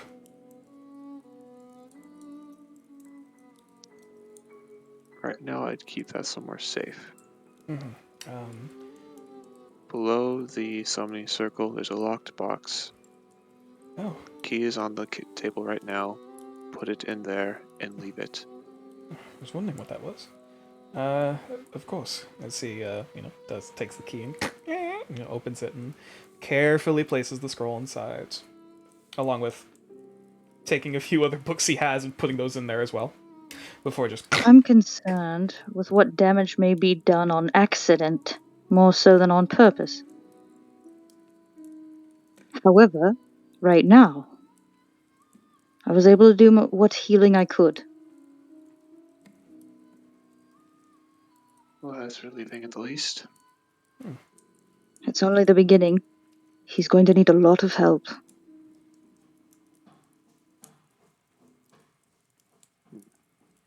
All in the meanwhile, we can mitigate this as much as we can. We have a map, I guess? Hey, Can I use that thread? Or is Um, it a one-time thing? I believe it's one time. Farron will have to convey more. Yeah. Well, As for the whatever map, you have down for notes, I'm going to review later if that's alright. the map itself is more of a metaphorical, artistic depiction of the deeper and deeper into the mind you go, the deeper into Regimentus you can enter. At least that's how the scholar seems to think of it. Sort of a, The scholar? well, the artist who drew this. At least what I can tell from any sort of information around it. As you might imagine. What is the name of the scholar? Is there a signature? Give me a moment. Let me actually grab that name. It was a gem dragonborn, if I recall correctly. Was it? Was it sapphire or amethyst? I could not remember for the life of me. Hang on, let me look through this. As he kind of like starts sifting through his notes. It is incomplete, I'll tell you that much for starting. But I'm sure you already knew that. The details on the map seem to be more of the broader strokes rather than any sort of specific locations within Regimentus. Come on, I made it to the door. I know, you've told me before. We'll get close soon enough. In the meantime, I'm not too worried about the scroll more than just more copies coming out of the thin air. So if we can avoid that, that'd be for the best.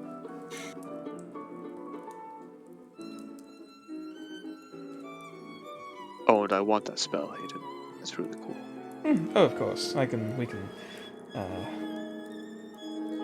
well, we could, of course, suppose that's another person to, add to the... I suppose it is teaching, I suppose, at this point. The teacher becomes the student. At any So point. the space that you've created in Dream, Hayden? Mm-hmm. And it's safe there. Yes, only those I choose can enter when I perform the incantation. The next time you perform it, let me know. I want to test how safe it is. Of course. Well, it is. If I can get in uninvited, we will have words.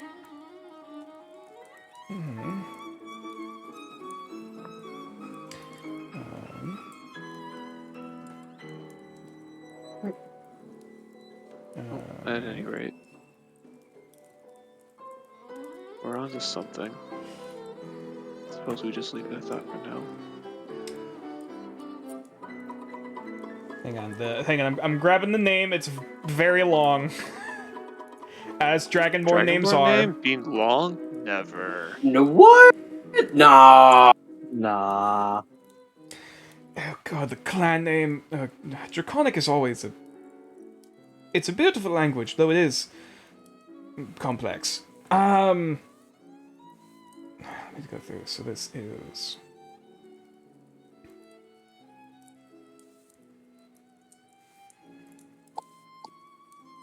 The dungeon master complaining about the language choices that he chose for names, ladies and gentlemen. All right, listen. Man, man, I can't believe the consequences of my actions, dude.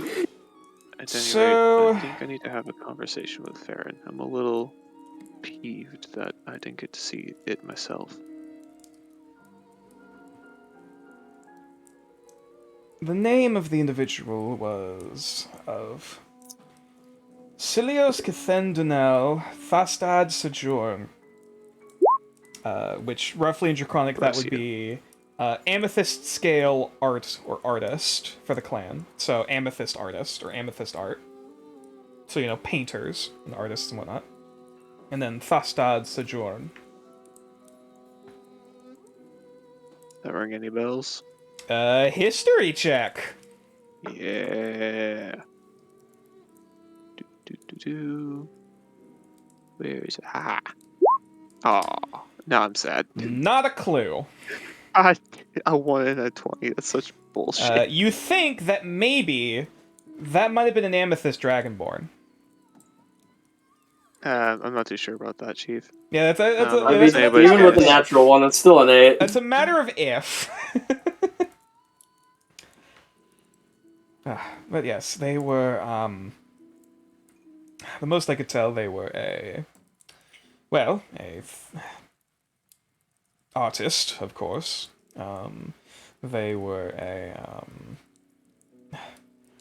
most public records on him, at least, from historical documents, he was a renowned artist that during a certain period either disappeared or died during the revolution.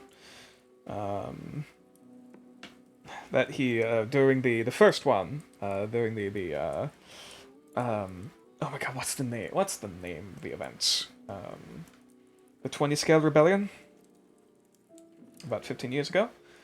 Oh. Most of his art pieces in some manner or form were of course either stolen or otherwise taken and then sold on various markets until they ended up in the hands of private collectors of various kinds and otherwise elsewhere throughout the continent and abroad. And I managed to snag this off of an artist who probably sold it for a lot cheaper than he should have. Do you remember the name of the artist you bought it from? Sorry, it wasn't an artist, it was a private collector. Or collector? It was elven gentleman. Wood elven. I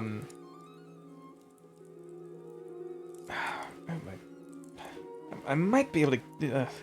I know I have his stamps if I want to write letters back to him, but let me grab his name real quick.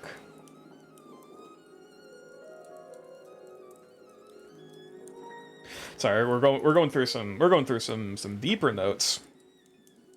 Yeah, this is pretty much where I wanted to end up anyways. We can pretty much kill it after that. Mm-hmm.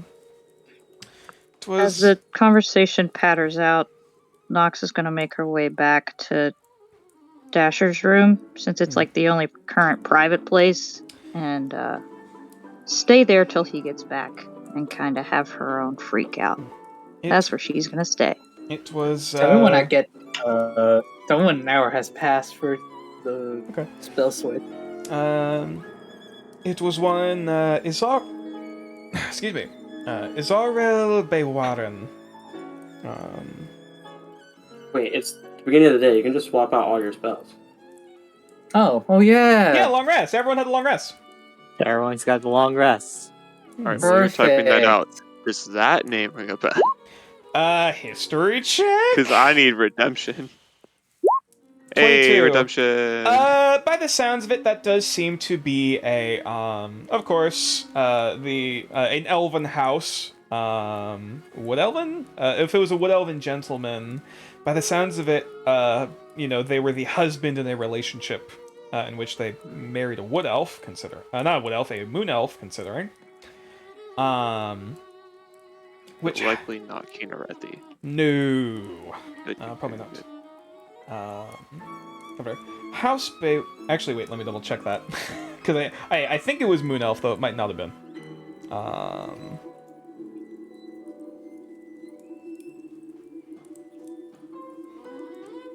Oh wait, shit. Yep, it was Sun Elf actually. It was a Wood Elf marrying into a Sun Elven family.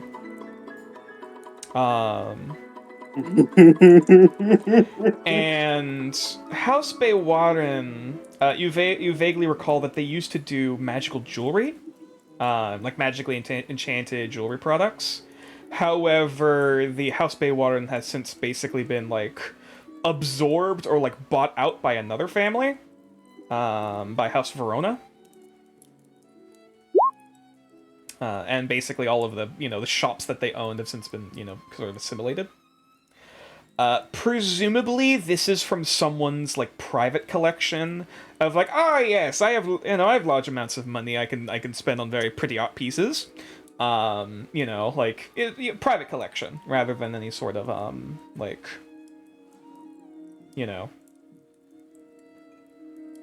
personal thing. Okay.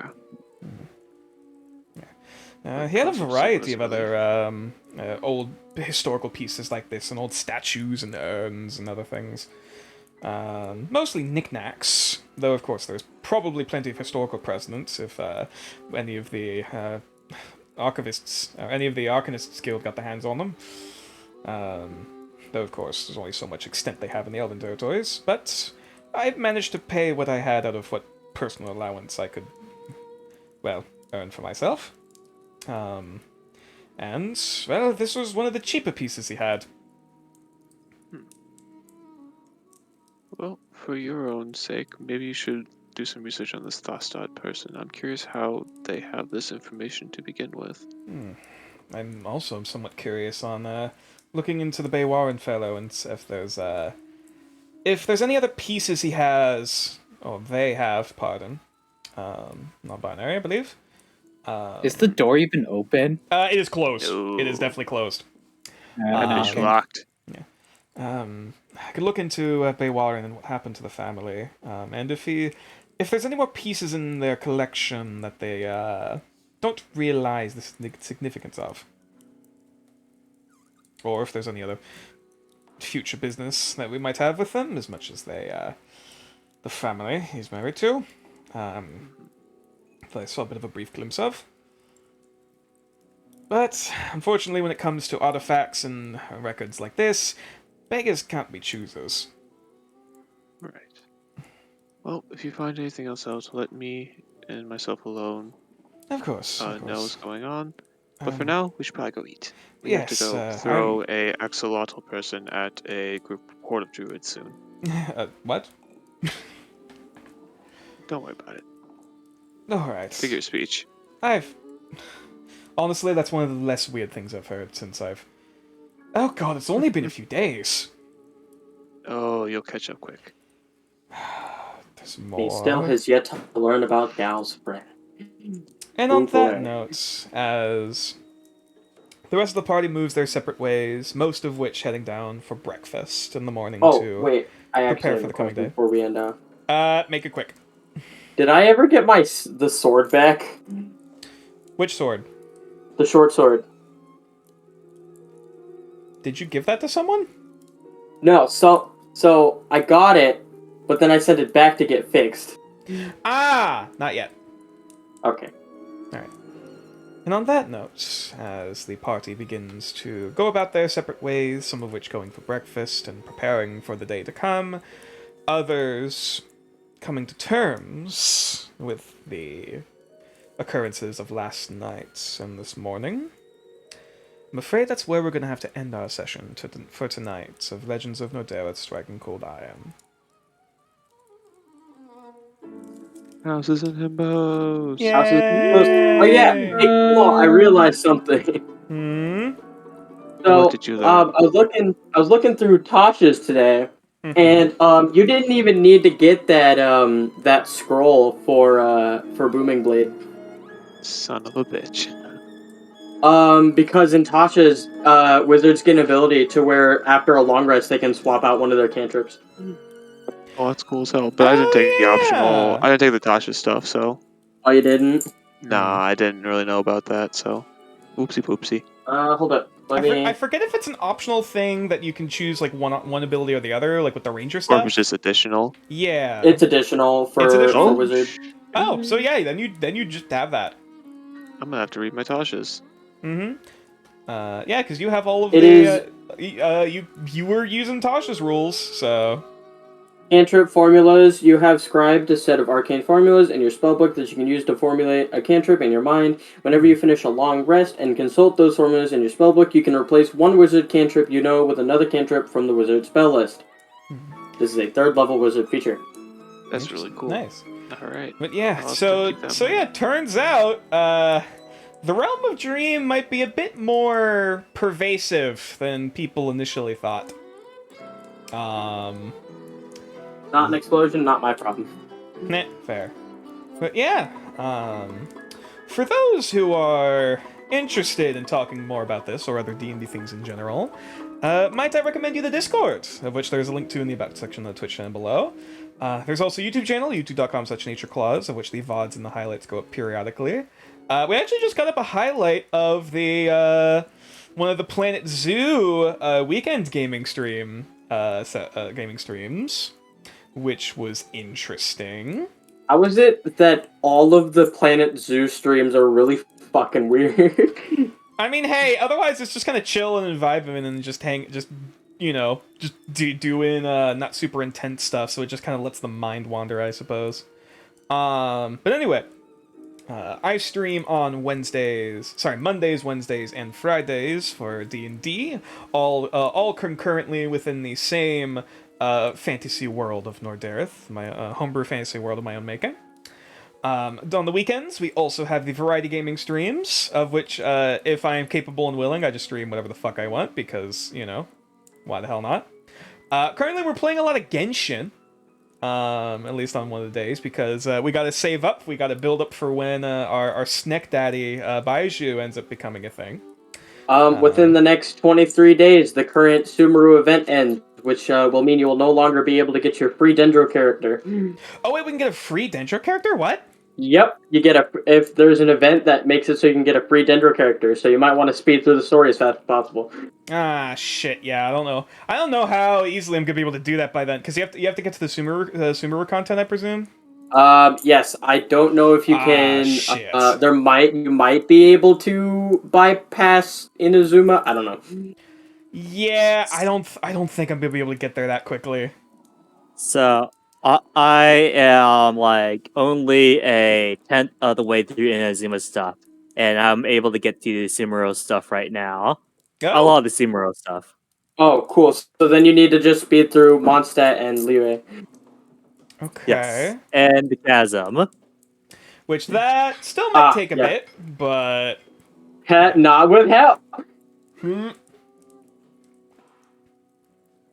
if I don't end up getting the free Dendro character, that's fine. You're gonna It's need whatever, but that's whatever. The thing is, you're probably gonna need it, I don't know. Anyway, or at least you're either gonna need to get the free one, or you're gonna have to get really lucky with your rolls. it's whatevs. Anyway, either way, I hope everyone enjoyed this latest session of Legends of Nordareth, starting Cold Iron. I hope everyone hope everyone enjoyed the stream. I hope everyone has a wonderful rest of their day, whatever time zone they're currently in.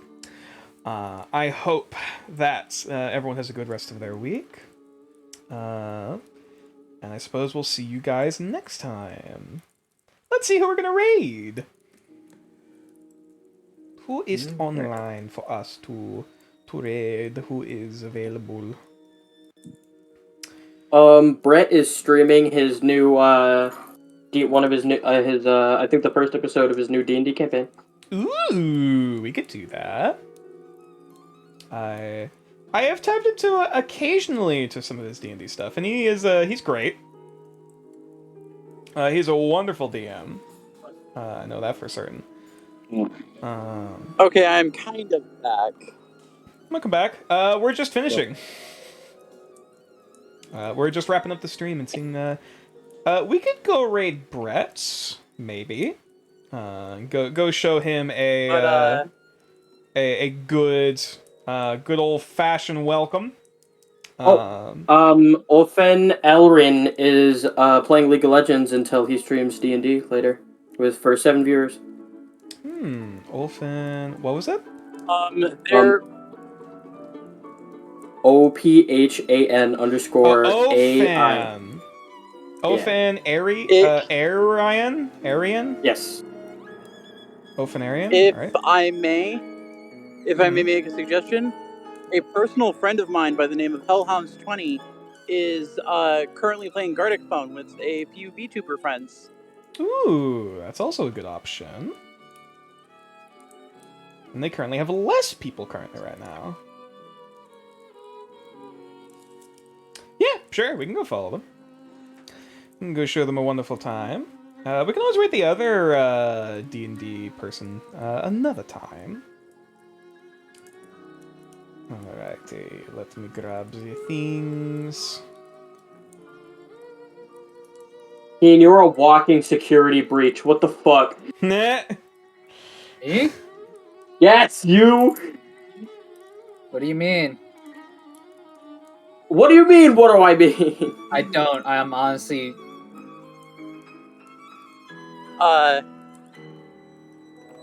Trying to think what would be a good raid message for this.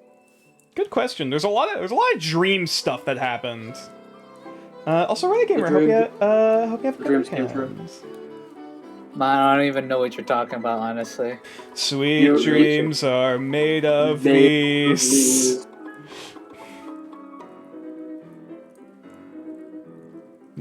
Ooh, sweet dreams are made of bees. I'm Made of going to beans. say, They're made of me? Yeah. They're made of bees? I like the message. I like the raid message being sweet dreams are made of bees. They're made of bees! Yeah, sweet dreams. Oh wait, I have to are say it in the made right of way. Bees. Bees. That's the only way to say it. That's right. A wonderful picnic Sweet dreams are without made of bees? A bunch of bees will solve this. Dr. Bees! Bees! What's this? A perfectly normal family picnic lacking bees? My suitcase full of bees should help solve this! God, I love that fucking animation. Oprah would like to Great give Portraits is legendary. But yeah. Officially space variants. Yeah. Alrighty, so. We're going off. Hope everyone enjoys. Go show Hellhounds 20 the love and support they deserve.